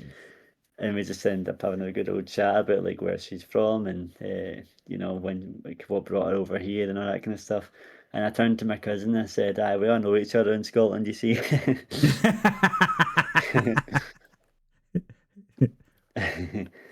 We're all a family. Don't even worry about it. It's fine. Yeah. That's actually Fine. it. But Absolutely. I mean, but that's just very much so a cultural thing. And Yeah. again, I find all this sort of stuff fascinating. So I like asking these sort of questions. I get somebody Mhm. from a different culture from me. I'm like, oh, okay, well, tell me about it. I'm Yeah, interested. I want to absolutely. know because I don't guarantee I don't try to be rude, but I don't guarantee that I'm Mhm. always the most gracious individual about it sometimes. And I get carried away. But again, like that's like, okay. When people, will recognize that they've not meant to be insulting and stuff like that. And if you realize that and you maybe apologize for if you Hmm. maybe offended somebody or whatever, people are generally okay with that. Like, it's just, oh, really sorry about that. I didn't mean to upset you in that way, and Right, you right, right. have a wee chat with them. But you know, it- it's it's a, when people kind of just leave it, like, ah, well, I offended them, big whoop, then that's kind of shite. You don't, I don't like that. I wouldn't do that to anybody. Right. You know. But it's one of those things that I think if you if you apologize sooner rather than later. Yeah. Understand No, that absolutely. okay, that was a little over the line. I probably shouldn't have said that. Let me apologize, and Yeah. let me recognize that sooner rather than later. Being cognizant of who you are, and I think a lot of that too carries through in like streaming culture, right? Uh, Yeah. Yeah. you take up streaming, you are dealing with and touching a much larger, broader audience. You talk with people all over the world because you can. It's a Not fairly only normal that, thing. like I think one thing that I always remember is like when I'm streaming myself, like Hmm. my room is my safe space, right? Like Right. I feel very comfortable in my room. I feel like, I mean, I can just sit here and chatting with my pals and gaming. Hmm. I don't want somebody else to feel I wouldn't want someone else to feel any kind of discomfort in their room that, you know, Right. I'd want them to feel that, you know, what I feel. So I wouldn't want to be any kind of source of discomfort for them because, yeah, at the end of the day, we're just chilling, playing games, and having fun, and that's really all there is to it, That is. And like I just never understand people that come into folk streams sometimes and they can just be a bit of an arsey, like, come on, man, like it's not that deep. It's not that big of a deal. What are you doing? Yeah. Yeah. No. I totally get that. Like they're Yeah. you have to wonder about these people that come in and they're like, yeah, I'm gonna come in and be the world's biggest jackass in your stream, and you're like, Yeah. why? Like, what is that Uh-huh. doing for you? Nah, exactly. It doesn't really Um, accomplish too much. mhm. Now, do you have other than leaning in on your moderators, because you said you've had your moderators delete lines and deal with individuals that come in. Uh, Mhm. this what? Oh, I think she was talking about the safe space in your room and how you need to yeah, remember yeah, what we were just talking about. Yeah. yeah, yeah. Yeah. It's like, huh? Sally, don't mess up my. Damn it, you derailed my thought. Now I got. Hang on, let me go try to find this train, track it down again. Son of a but so how do you deal with like you yourself if you're in the middle of a stream, everything's going cool, and then you have this rude individual come in, like what are your methods of how do you handle that sort of situation? Do you just depend on your mods to make the right decision? Do you take action? Do you try to talk to the person? Like what are your procedures? You see how I handled it last time. That's how I always try to. Like I would speak to them, Hmm. let them know I'm not happy at what they've done, what they've said. I think, really I let it be known that we're not really about that. We're just here to have a bit of fun. We're chilling. Um, and if my mods go and time them out or something like that, I'm not going to stop them. You know what I mean? Like if they Right. see it as something that's like, you know, and a timeout offence, I'm going to be like, all right, okay, fair enough. Like I've, I'll leave that a wee bit up to them if they feel a bit uncomfortable with what's been happening as well, and if they think it should be that way, then I'm not going to tell them not to, because um, I know we were speaking about this not too long ago, Tally, the person that came in. It was good. But yeah, like I said, my mod banned them. They actually went away, reflected on what I'd said, and they came back and they apologised and they gave me a wee follow. Like that was really nice, like really nice wee experience there. Because I'd helped turn it around. I'd kind of changed their, you know, stopped them in their tracks and being that way. And they started to tell me things that apparently had happened, or one of my friends had said in the game that, I mean, when they said it, I was kind of like, okay, because what they what they told me was basically that my friend had said that, oh, they didn't see me, kind of, they didn't see me, and kind of apparently was really going home on that, really kind of putting that, setting that in a wee bit as if they were taking the piss. I think that was what their thought was, that that was it. But then the person told me that they're a wee bit blind in this eye, and they just took a wee bit of offence to that. And I said, look, like, I'm really sorry that if that's the case, like I can't really control what my friends say on my stream, in that way.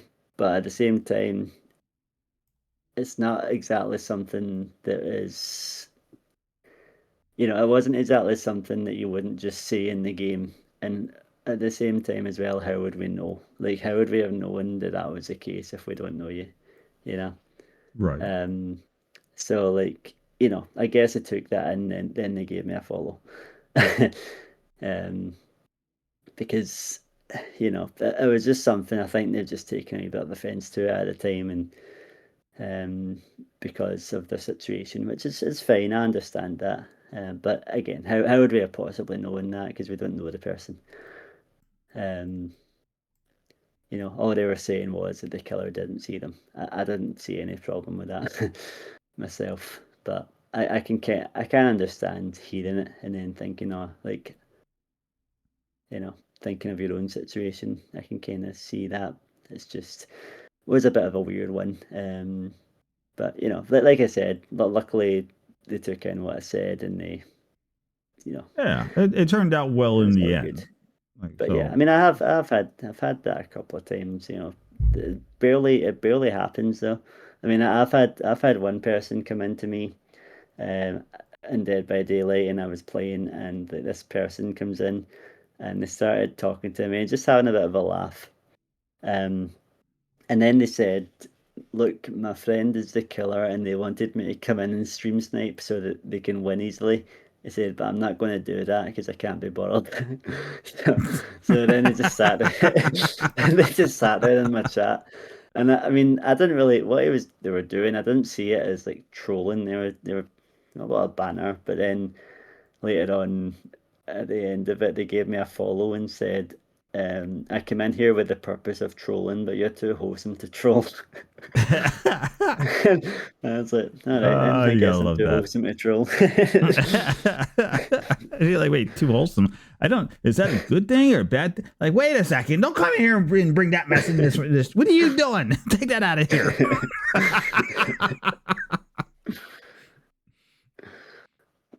Wholesome, I'll show you wholesome. Yeah. Darn Canadian quarters are like. Are you kidding me at that, Can? Oh, jeez. Oh, jeez. It's terrible. It is one of those things. Like you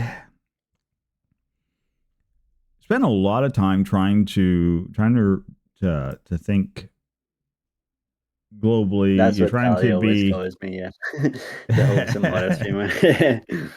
Tally, don't bring that mess in here. Don't spoil his good name like that. What are you thinking? No, I tease, honestly. But it's at some point, right? It's one of those. And I constantly keep this in mind, and I imagine other people do Love as you, Tally. well. While streaming, that you are, this is a global environment that you're in. Yeah. Like, this is not like, yes, I am streaming from my bedroom, my Yeah. safe space, and people are letting you in. They're watching you from their work, their offices, their cars, their own personal safe space at home. They're taking you all over the place, Mhm. and up to a point, that's you stop, and I mean, and it's what really like sets home, and I find, like, it's the hardest thing for me to swallow and deal with, is that understanding that while all of this is happening, right, what this means is that you are in fact an influencer, and you are influencing people around the globe. You are having an Yeah. impact on people's life, and then you stop and think about that, and you're like, when? When did what I have to say become important enough to influence people's decision making? Yeah. Um, and then I what do mean, you do with yeah. that? I mean, Like, how do you it's quite handle a that responsibility? it's quite a nice thing to think about, though. Um, Is it? I because find it terrifying. I quite like that. I think it's nice that people have kind of trusted you with that in a way, you know. Um, and I think I also just know how my own interactions are with people. I don't, I've never had a big fight in my life. I've never had to punch anybody. I've never had anybody punch me.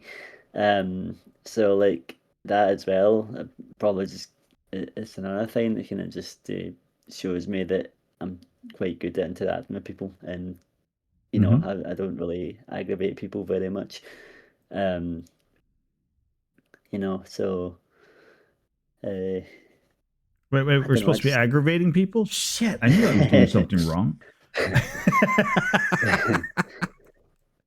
But like people don't tend to just like hate me or just come in and hate on me and stuff like that. So it's always Yeah. quite nice. And I think that the fact that I've noticed that myself with that whole situation I've just told you about.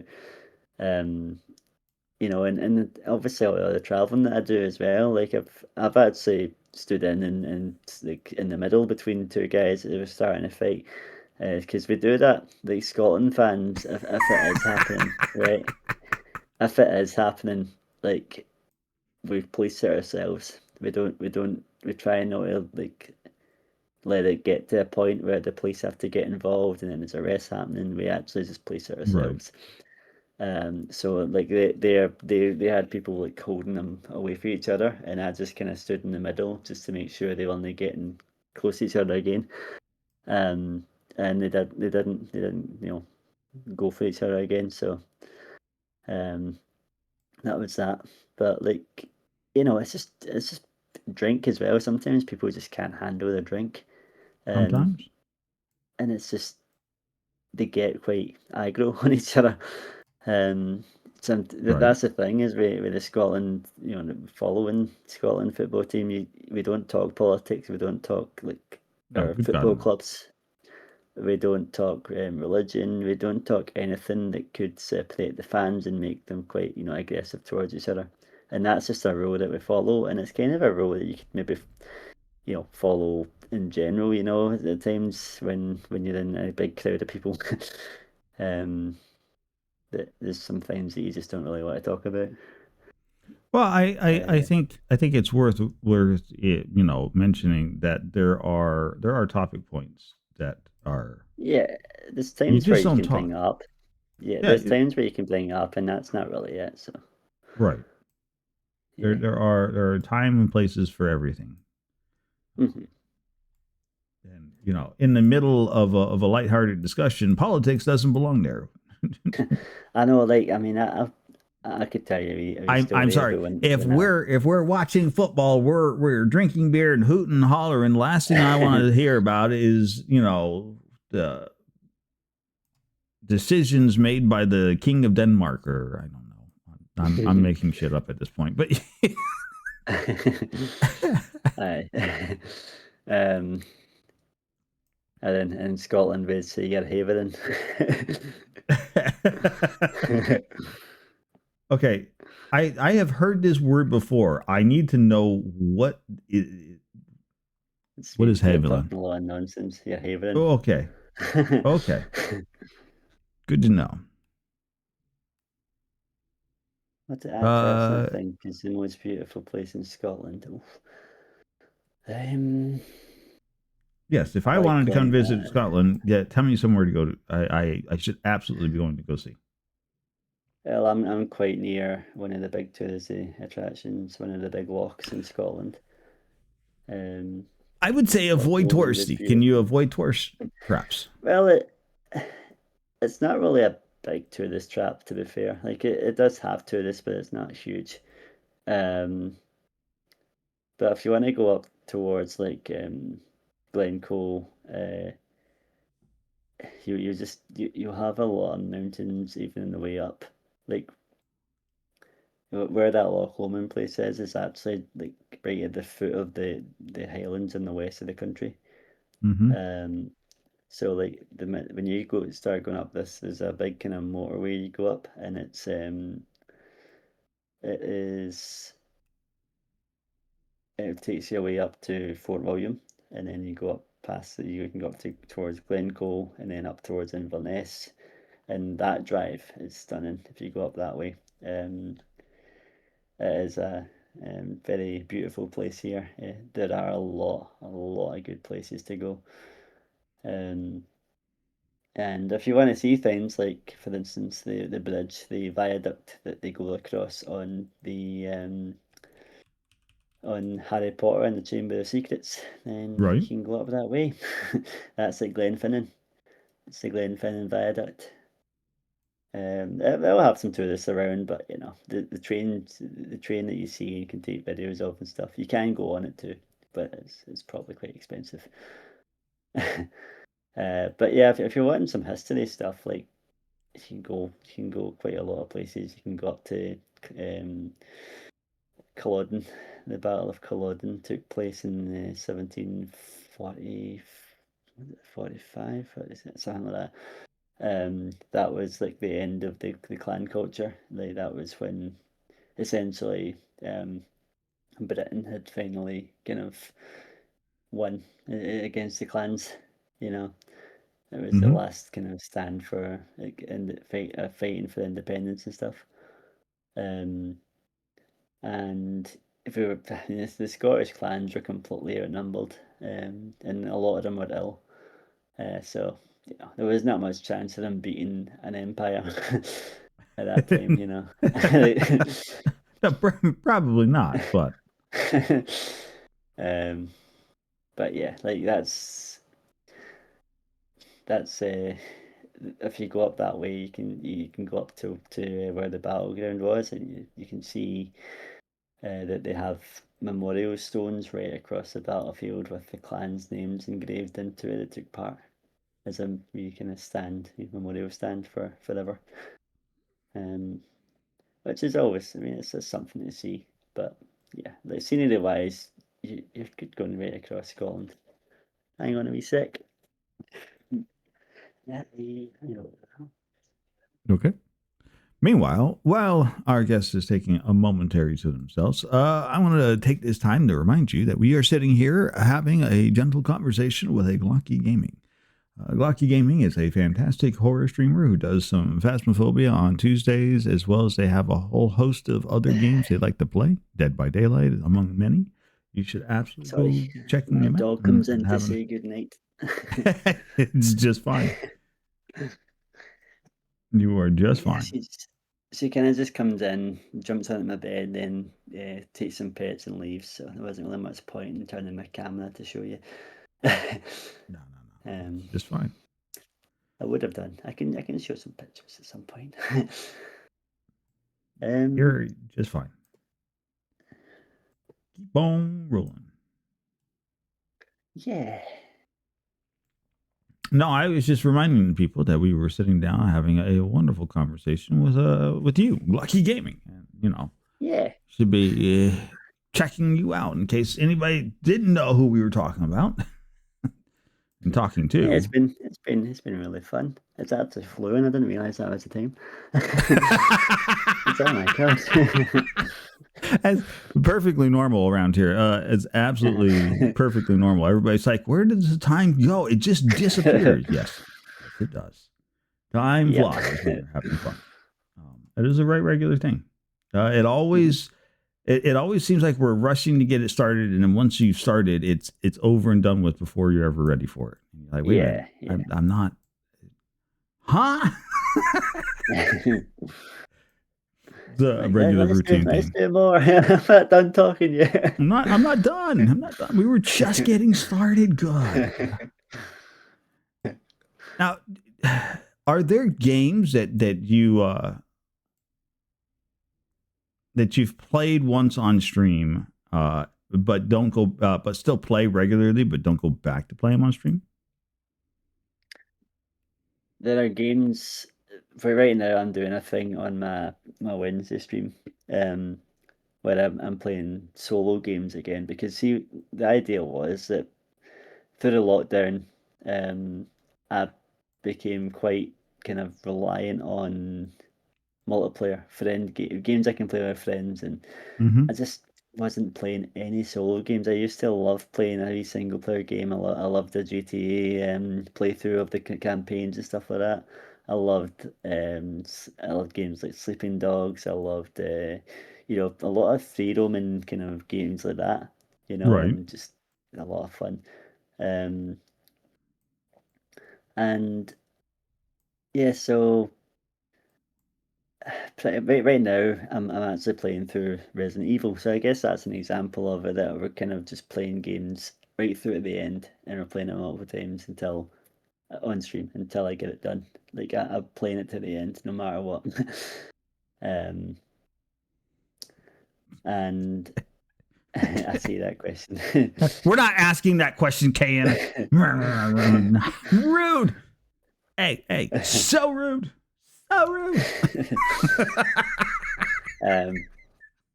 But yeah, like that was why I wanted to use one of my streams as an excuse to play single player games again and get through Right. them. A good story that I like. And right now, it's the first Resident Evil. I haven't ever played the first Resident Evil before, and I wanted to start, going through them properly before 9 comes out. And before I actually play 9, I want to go through all the other ones first. Uh-huh. Um, so that's Well, my idea. if you are big into the lore behind the game, Mhm. like huge into the lore progression of the game, Resident Evil has the entirety of the series has a very rich lore, and I can point you to several different streamers that will happily sit down and regurgitate the entire history of the game. If you have a desire for that sort of information. I don't, not me. I pass. I'm not. Nah, I mean, right now I'm quite good to just kind of play through them as I see them, and possibly later, we could talk about that because I might know a bit about what they're talking about. Well, it's definitely one of those things that you want to make certain. If you are a lore buff, if you're somebody who gets into the story behind the games. For me, it's hard to get into the stories behind the games because when I started playing games, there was no story behind the game. In fact, you wanted the whole story behind the game. You read the book that came with it. The very first 2 pages of the book was the entire story of the game, start to finish. And then you just spent the rest of your time actually playing the game. There was very little in the way of dialogue or anything else. It was all about, the action and progressing through it and playing it and doing the thing and winning and getting to the end and rescuing the princess. Yay! And off you went, right? Like that was all done. It wasn't, believe it or not, Kane, it wasn't just Mario. Ghouls and Goblins, the same thing. I had a princess at the end to go save.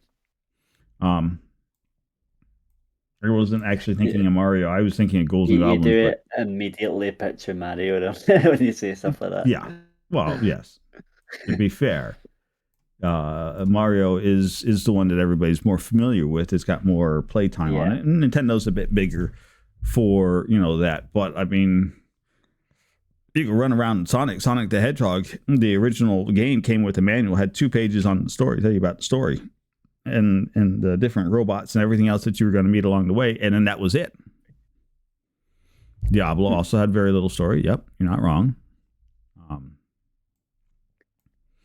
So, like, to me, like, I don't. If I've got to go all the way through the entirety of a game in order to learn the story about the game, I am very much so disinterested in it. I play games because I like the challenge. I like the fun that goes along with it. I like the degree of difficulties that you experience while playing the game. So I think there is something to that with for me the first Resident Evil game. th- there's an awful lot of like learning how to play that game. Like Hmm. I've only really like played through Resident Evil 5. I've played a good bit of 7. I haven't really completed a Resident Evil game apart from 5. Hmm. Um, but the first Resident Evil game took me ages. It took me a good like 2 or 3 streams to start getting used to it. And Right. it was so hard. Like I just that there were things that I was missing. I didn't know about the whole like you could turn the items around and examine the other side of them, and I just kept missing things because of that. And I'm like, oh my God. It took me so long to figure it all out, and then when I finally did figure it out, there was like rooms that you had to find and puzzles that you had to do, and it was a lot of back and forth. Like that game has a lot of back and forth. Yeah. Do you notice if you play it? But like, it was really, Katie, why are you really. asking that question to a guy?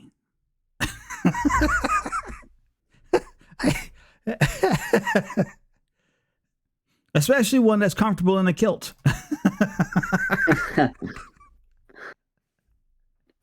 I feel like wearing a kilt when wearing Crocs might look a bit weird. I don't know. Maybe strange. I don't really like. I don't know how to picture that, but there was something quite funny about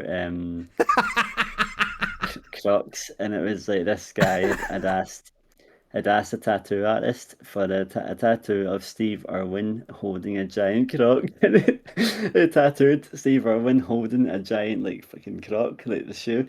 And it's like, what? Wrong croc. What are you doing? Ah, it was so funny. Oh, that's fantastic. Hmm. That was so good. I feel like that needs like I want that tattoo now. Like I'm like seriously, let Okay. me go get that on my leg. Just Steve Irwin holding an actual croc. Be like, Yeah. careful. I probably shouldn't do this, but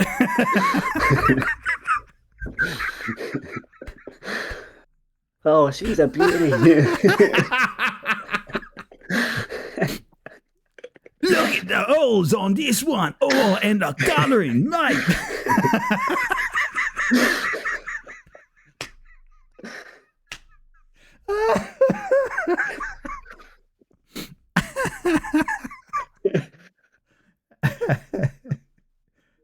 Hi, Katie. Uh, Crikey, she's a She's a beaut, beauty. right?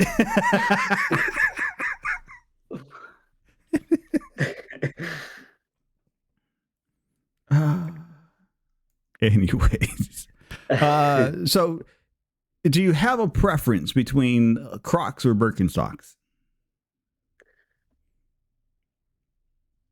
Um, And if you don't know what a me, Birkenstock is, me we'll make Googling what a Birkenstock is. we'll tell that I was going to say if you don't know what a Birkenstock is, then Katie gets to come back in here and explain that. Ah, well, I was actually just Googling it. Oops. I Googled it before you said that.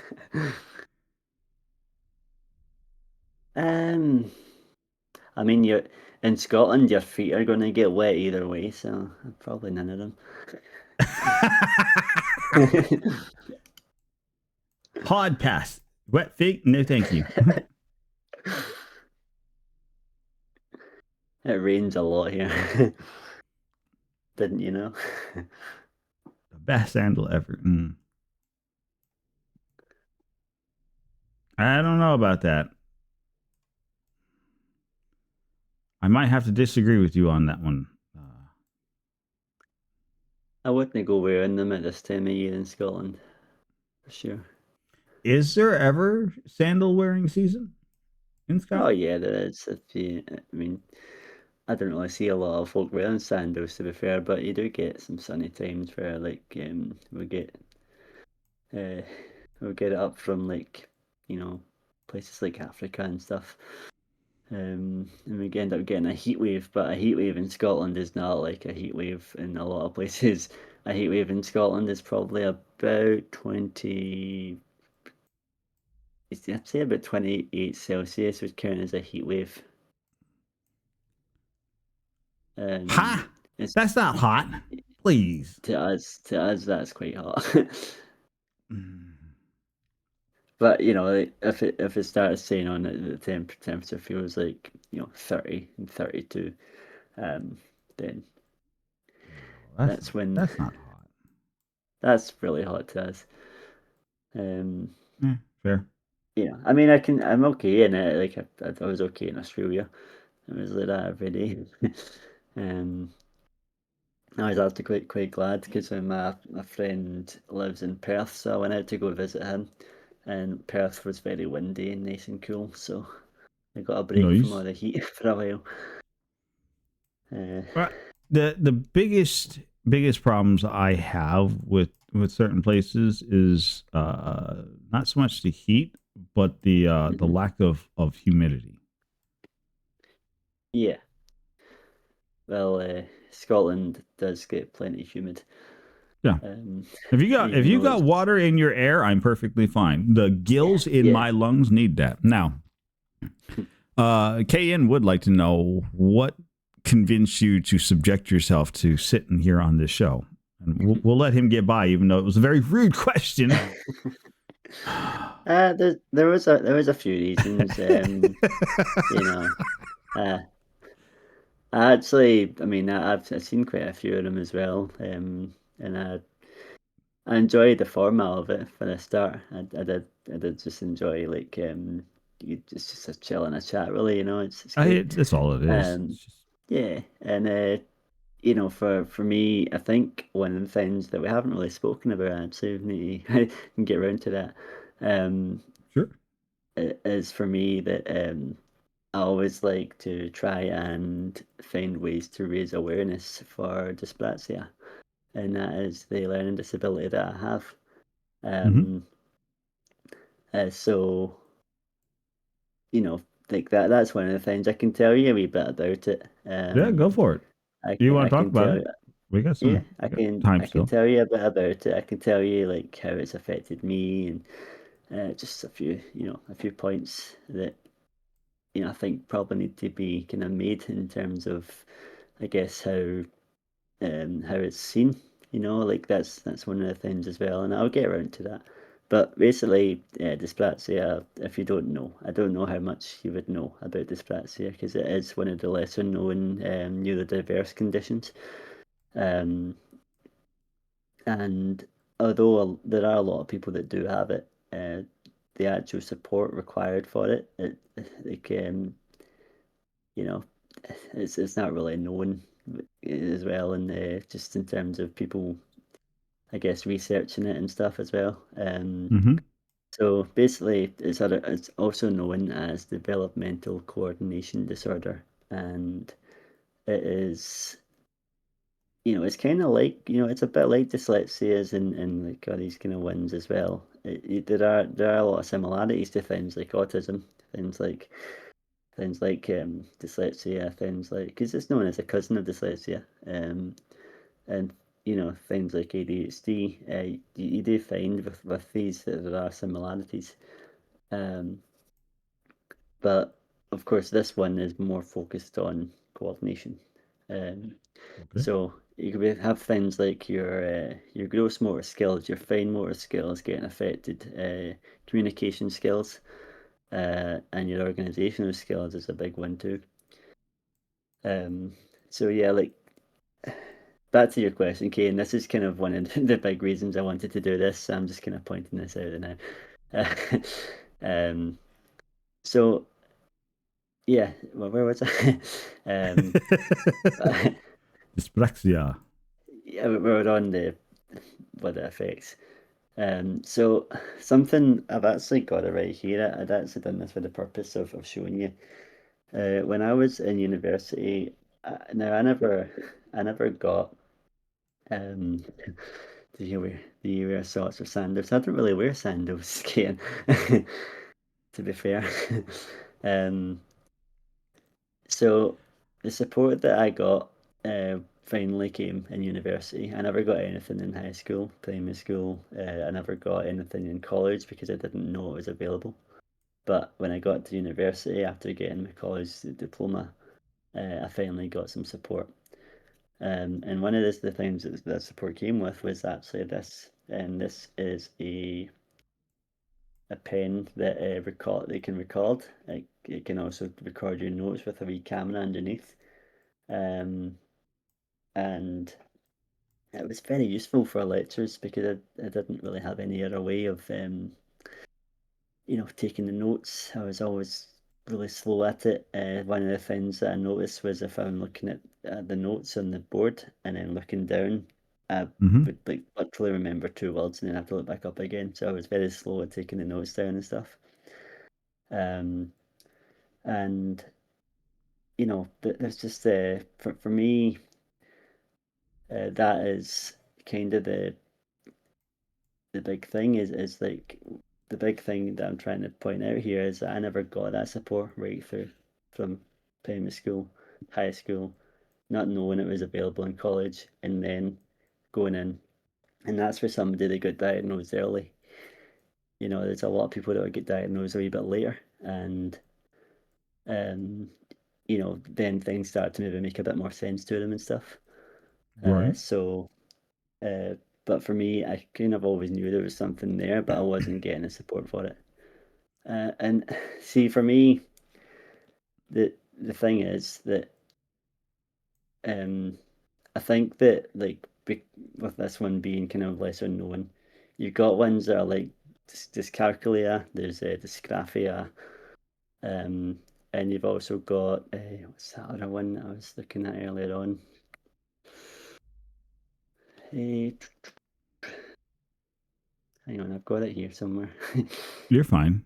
KN, to uh, answer your question, I wear socks with my Crocs and my shoes. I do that because I know it'll drive a certain feral EMT up a wall. the other one was yeah, auditory processing disorder. I'd heard about that one before. So yeah, like these ones, are ones that are kind of there, but people don't really know much about them. As much as say like autism, Hmm. dyslexia, and ADHD. And now the thing that I'm trying to get at here is that I'm seeing people with these more mainstream ones getting still not getting the support that they need. And if they aren't getting the support that they need, what chance have the people with a lesser known one got? So Right. like it's really important for me that I speak up and I raise awareness and try to get the word out there. And I've actually done a few things, and the game that I'm making is a project on dyspraxia. I'm making a serious game, which is an educational game. Um, I'm kind of revamping my honours project from uni, and Right. it's like a VR experience where a cart takes you along a track, and it stops at stations, and you've got to do challenges relating to different like attributes of dyspraxia, like things that can affect you, like gross motor skills, fine motor, that kind of thing. Right. So, um, you know, uh, so like that's really, excuse me, that's really what I'm trying to do is kind of figure out wee projects that I can do to raise awareness for it. Um, and when when I was in Leeds in my placement, I've done a presentation. I did a blog slash pod. I think I sent you that at one point, didn't I? Kind of at the Hmm. start to show you what it was. Yeah.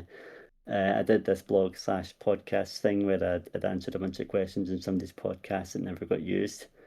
And then I just ended up using them, using the recordings that I had for that for a blog post, and so that was that was just a wee thing, wee ideas that I like to come up with because I just feel like it's not really your fault. I don't get annoyed at people if they don't know what it is. Yeah. Like if you don't know, you don't know. I'm happy to You don't explain it to know. you. Right. You know, um, but I think that it's one of these things that has been ignored in society, and I think that every child, every teenager with a learning disability deserves to get that support that they need. And the only way you do Yes. that is by raising some awareness.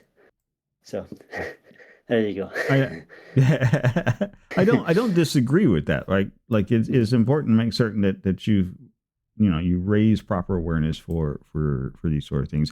And honestly, I think in this day and age versus, I don't know, say 50 years ago, we have a lot more awareness of these issues. Um, yeah, I don't think they're being addressed fast enough, but I don't think anybody thinks they're being addressed fast enough, no, especially if they're suffering from that sort of yeah, malady. Um, but all that being said, it is important to make certain that you're at least speaking up about it, that you're bringing it to people's attention. You're going, look, this is a real thing. yeah. Yeah, I mean, like And you think about things like when I was a kid. I'm feeling old saying that. When I was a kid, back in my day. back in my uh, days, so- back in my days, oh, the croc hunter would go out and he'd find himself some of these beautiful crocs. They come in pinks and purples, and they got all these little holes that you can hang these gadgets and gadgets out of. And I probably shouldn't do this, but I'm gonna put one on my feet with socks on. Look out!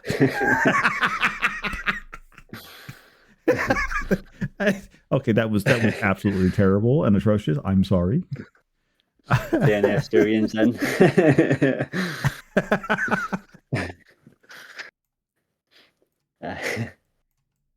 Uh, so when I like I was saying when I was a kid, Mhm.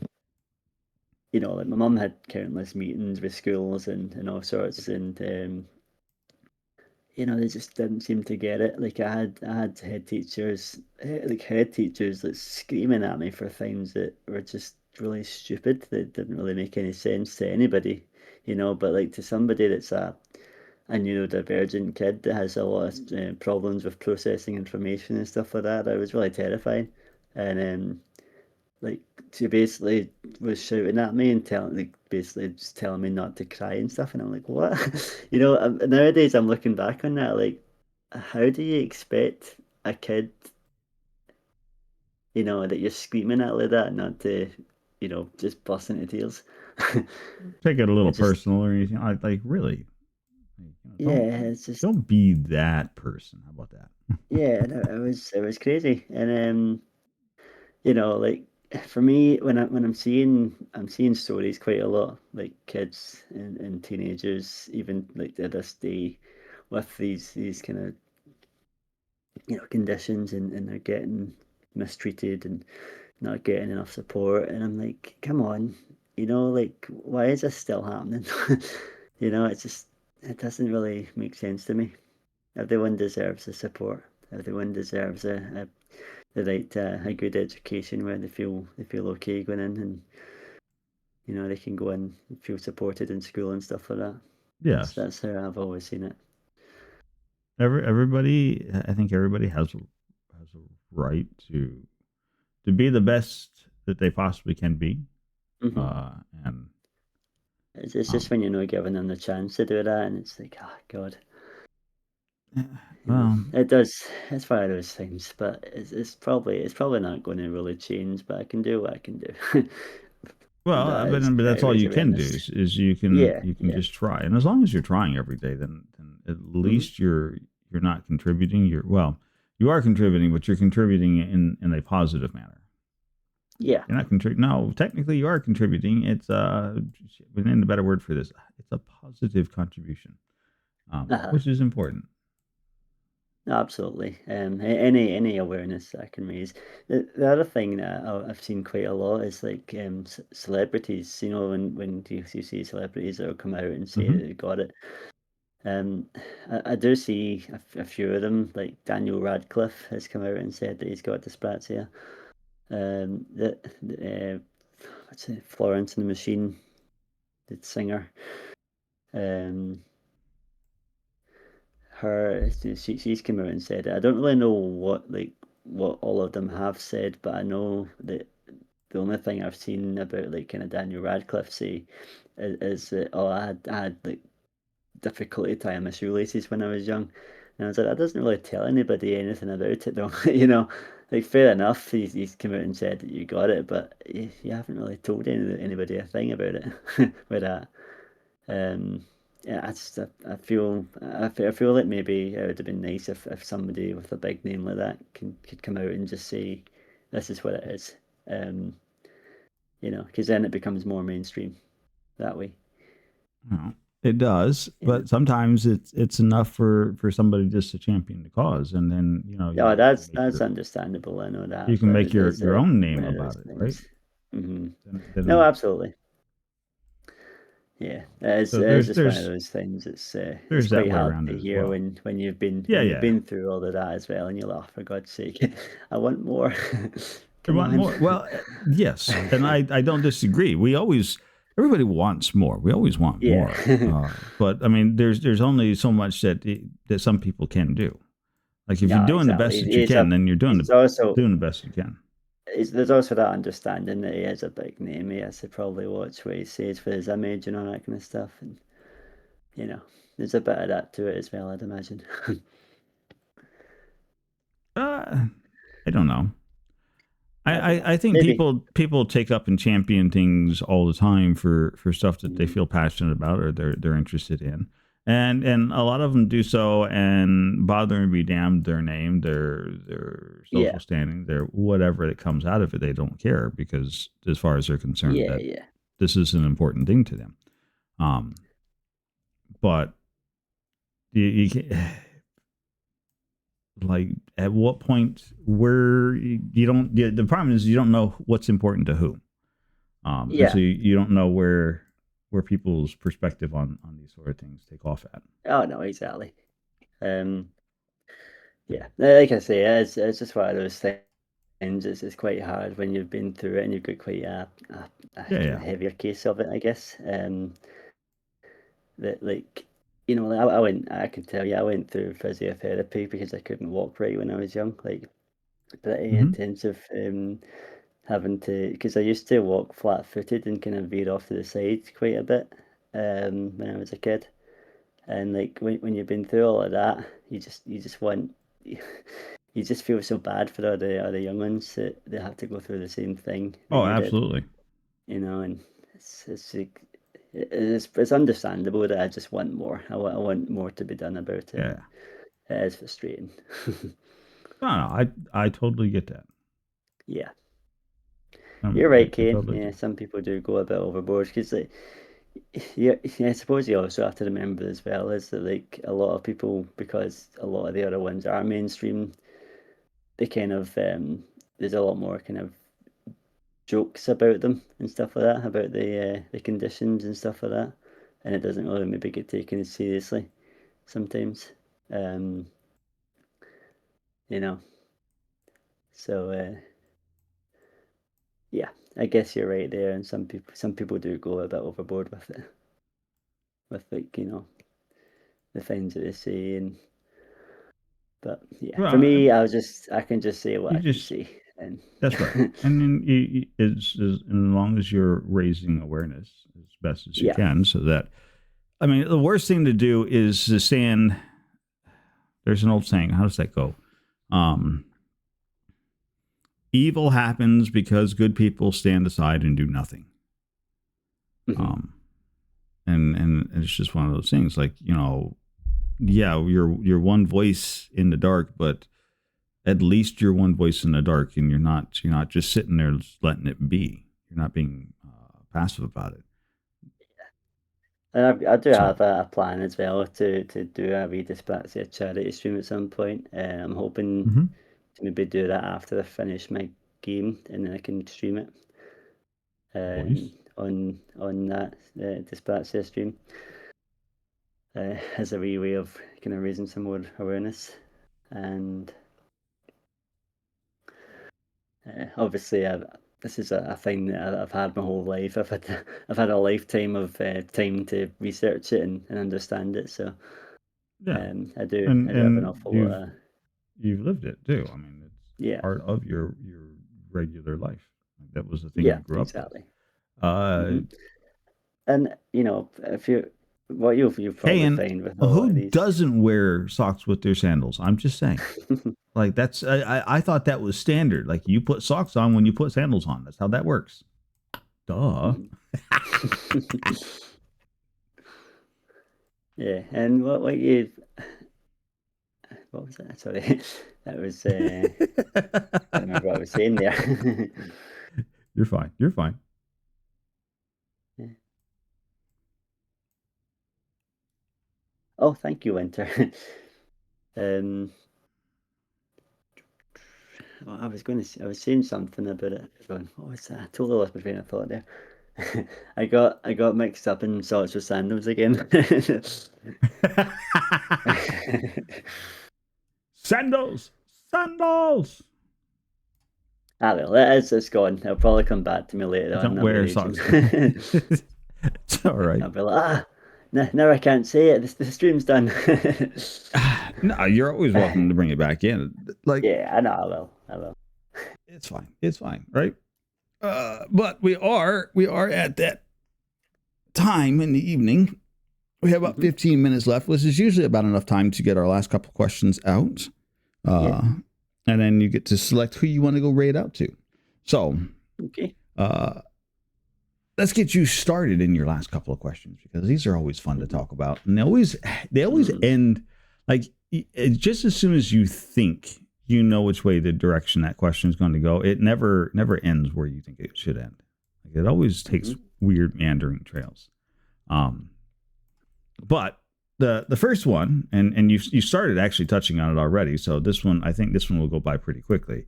But we are well over halfway through 2025.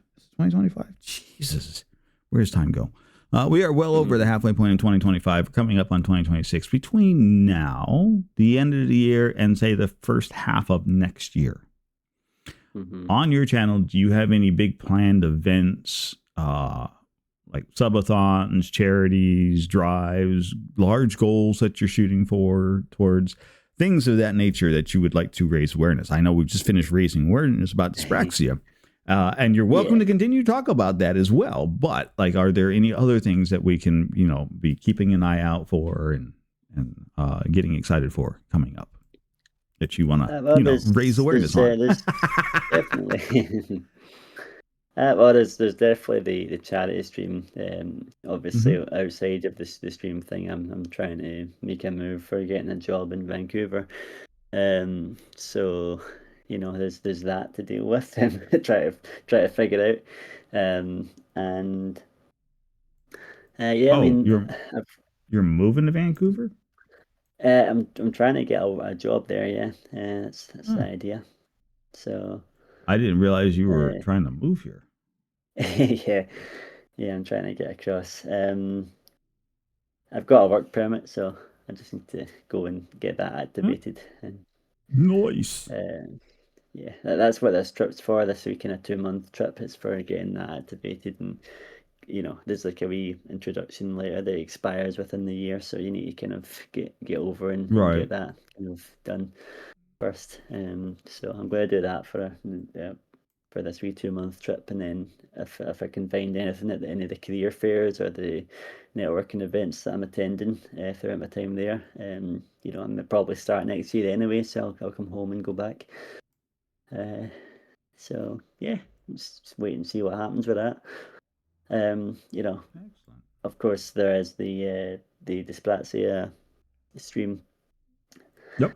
that I'm going to be doing at some point. It may even happen while I'm over there. I can't actually do my game at this time while I'm over there because it's in VR and my laptop is really shitty with running VR.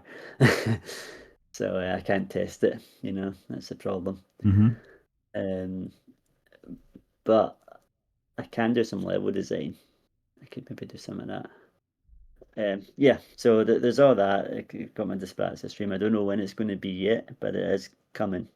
I might even not have the game on that. I could do that another time. And just do it so that I can just get the stream done. Because I do want to raise awareness in that way too, and raise some Right. money. Um, And yeah, like any kind of affiliate anniversaries that I do, and it's like my main kind of 12-hour subathon thing that I do. If I do a giveaway, I'm actually gonna do the next one the same way I did the one on my last affiliate anniversary.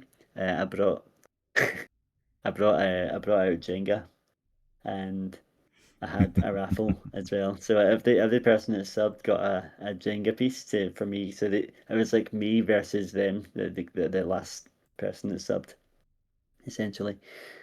And then every person that gift subbed also got that, but then got that amount of raffle tickets as well.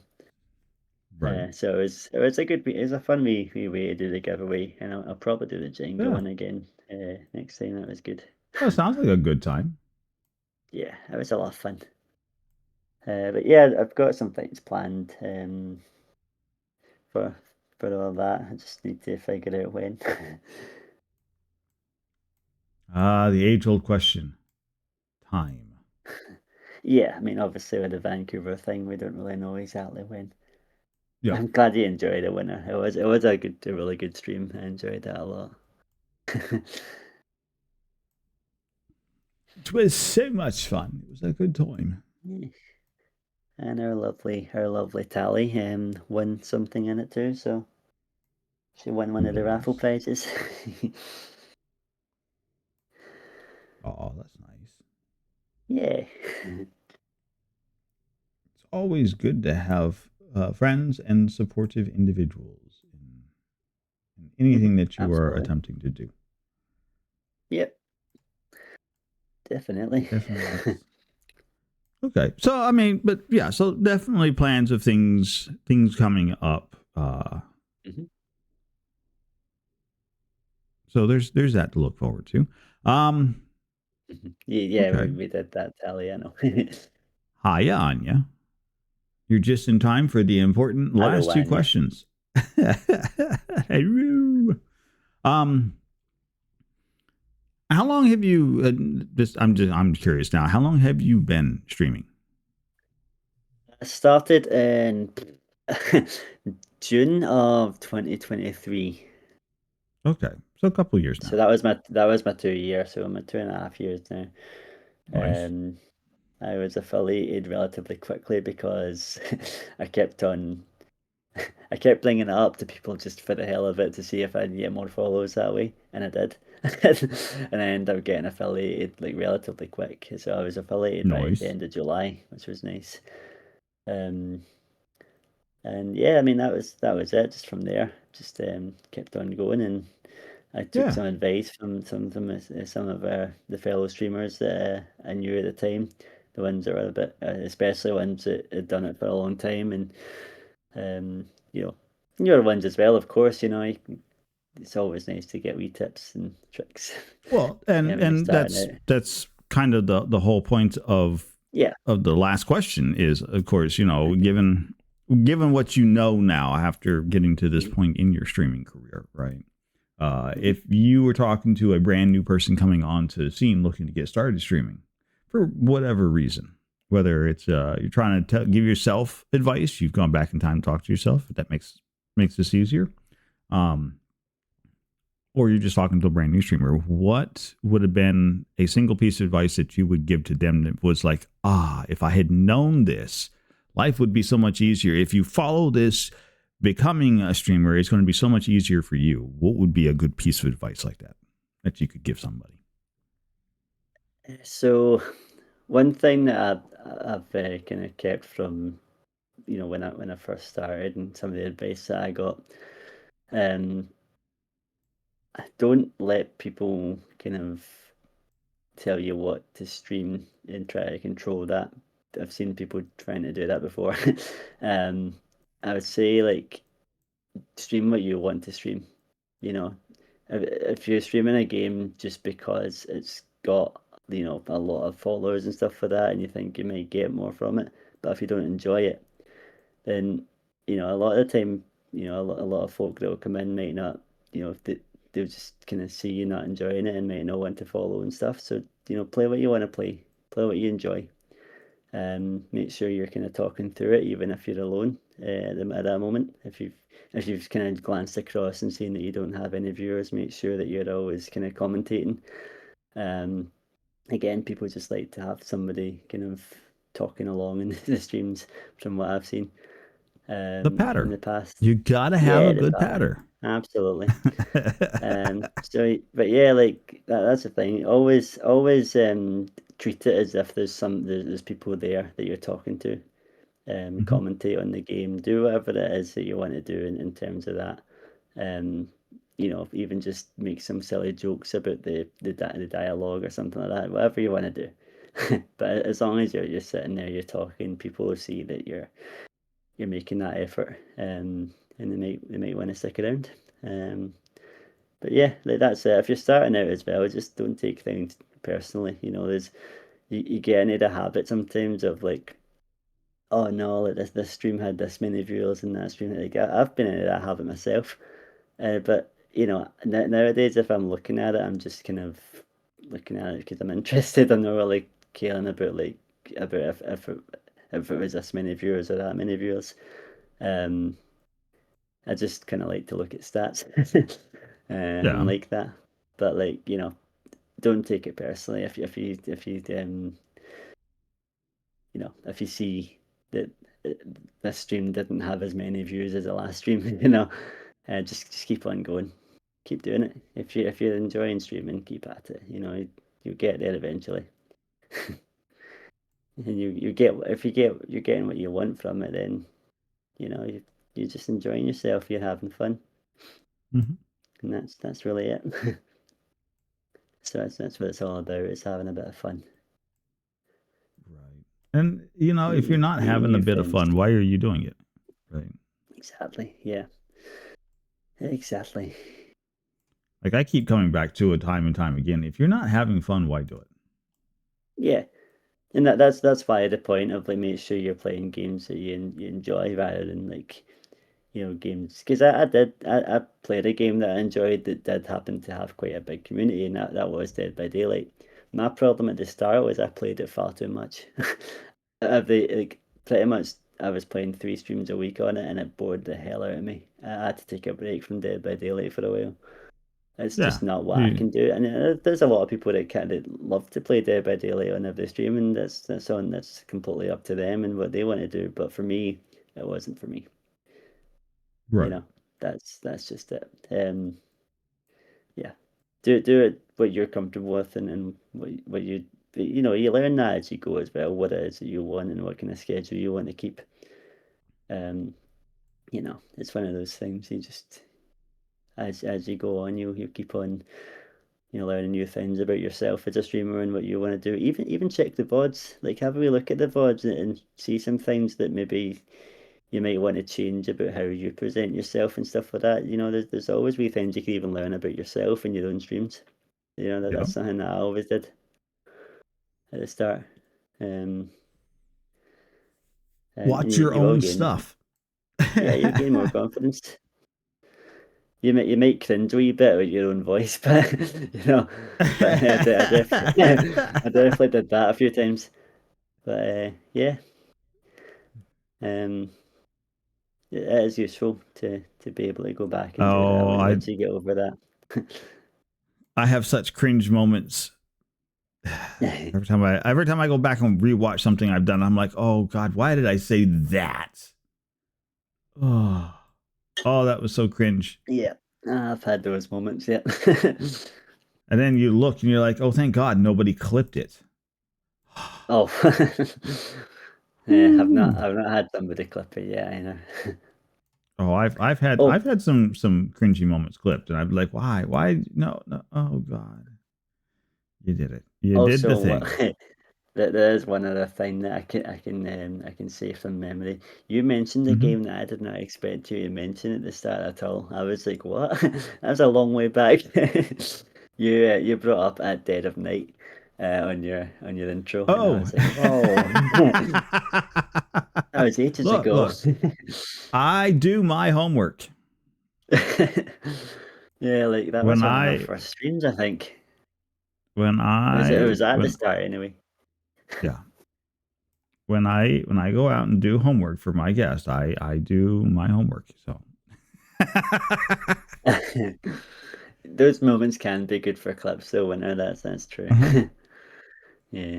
But Oh yeah, like yeah. at Dead of Night, that was another piece of advice that I could give. That game was a game that I didn't look into before I played, and I got it suggested after some kind of a redeem thing. Hmm. And I knew it was a horror game. I knew kind of what it was, but I never looked into it. Now, some of the scenes in that game are like pretty nasty. I actually felt like I had to do a what would you call it again? That name's gone. Uh, when you have to inform people when they come in, what's that called again? Oh, right. Yeah. Yeah, Oh, it's you just had to bring it up escape. and ask me now. I'm like trigger warnings, trigger warnings. Yeah, Haha. a trigger warning. That's Got the it. one. Got it. Yeah, so I did have to. I thought I might need to do a trigger warning on this because I was noticing a few of the the death scenes and stuff like that on it were pretty awful. I was like, oh shit. maybe maybe I should have looked into this one before I played it. Maybe I should have. Yeah. There you go. Another good piece of freebie advice on your way out. Research your games before streaming them. Yeah, especially if you just had it suggested to you. Definitely.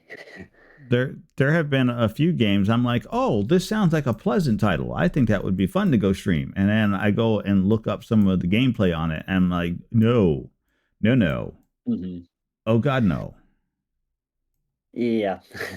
Yeah, well, I didn't do that time, so lesson learned. Oops. Whoopsie. Ah. Well, like, that stuff doesn't really, like, personally bother me, but it could bother somebody, so you Well, have to but kind of yes, but weigh again, that. we're back to talking about being mindful of your Yeah. viewership and who's coming Oh, in, absolutely. and not Yeah, wanting yeah. to scar people coming in.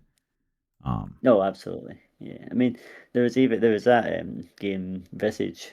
Um, I played through that, and the thing is that as a horror streamer, I didn't really find Visage to be that scary. A lot of people were, really do struggle with it, and I'm like, okay.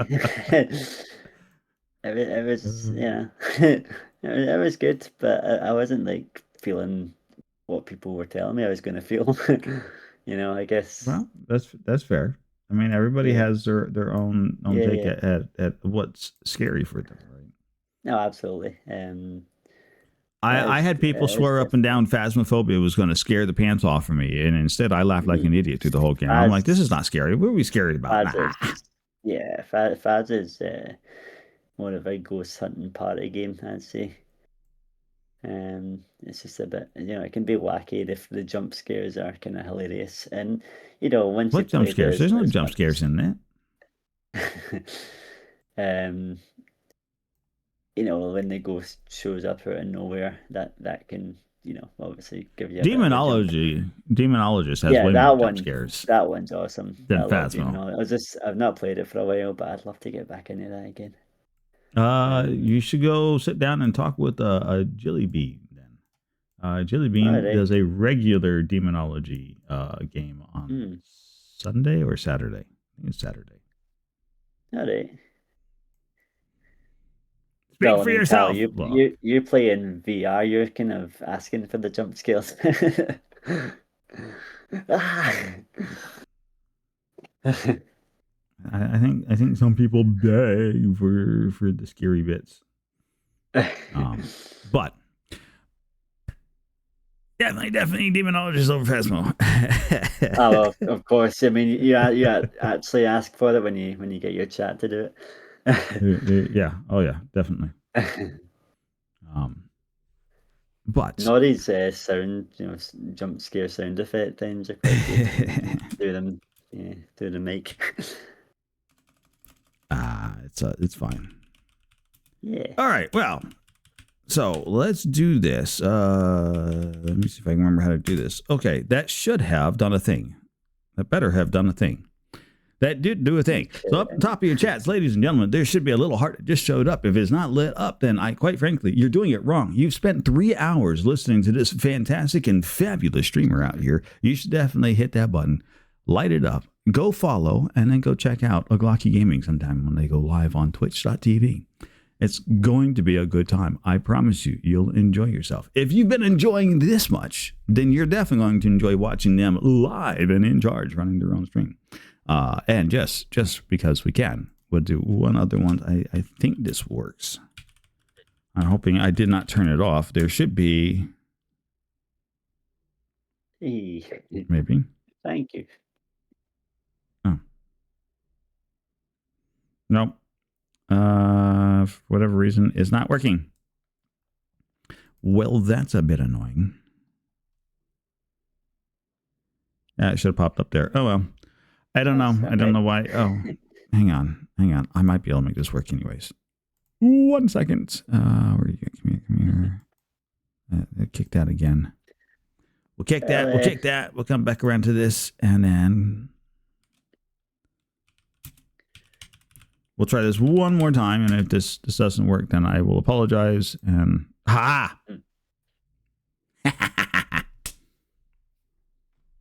we get you on a platformer this time. I know this game.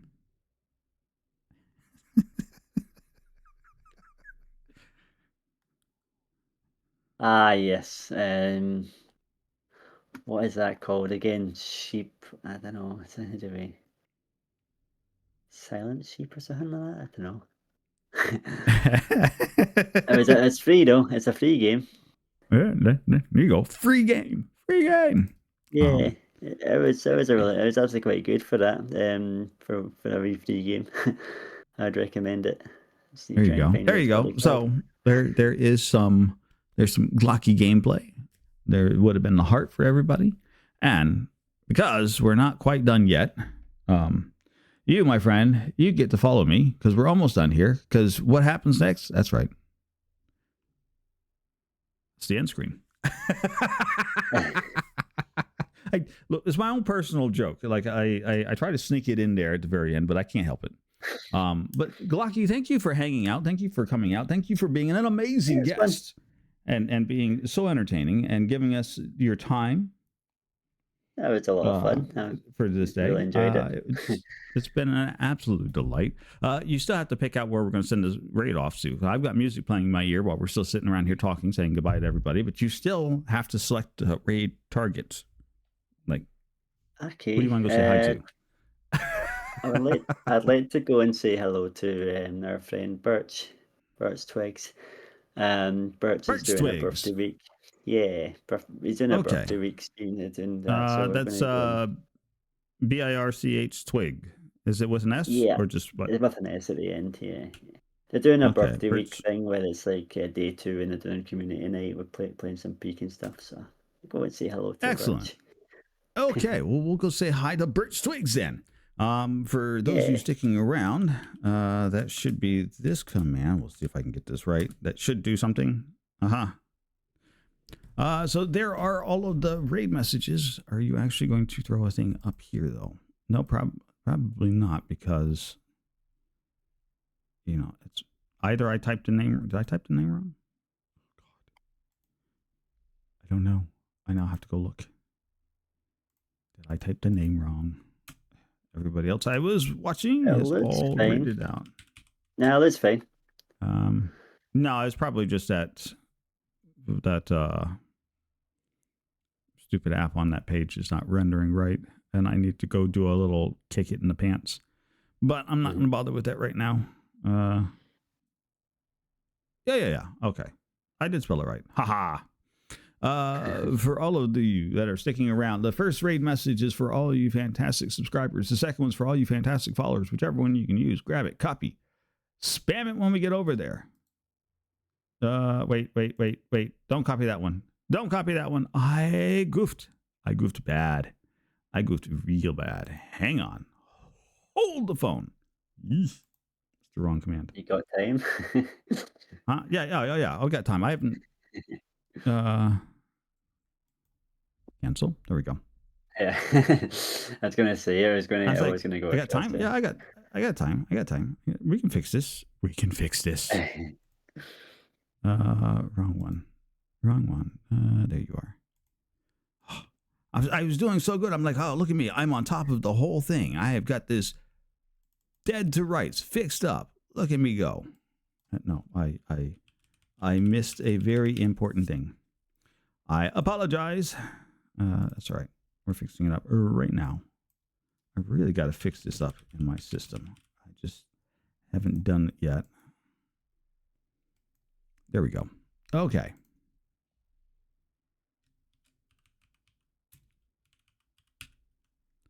GWIGS. Rich Twigs. There we go. There we go. Those are the raid messages. Yes, those are the raid messages. First one's for all you followers. Second one's for all you subscribers. There you go. Grab those ones. Copy, paste, spam. Haha. Fixed it. I had the wrong name in the message, so I had to fix that.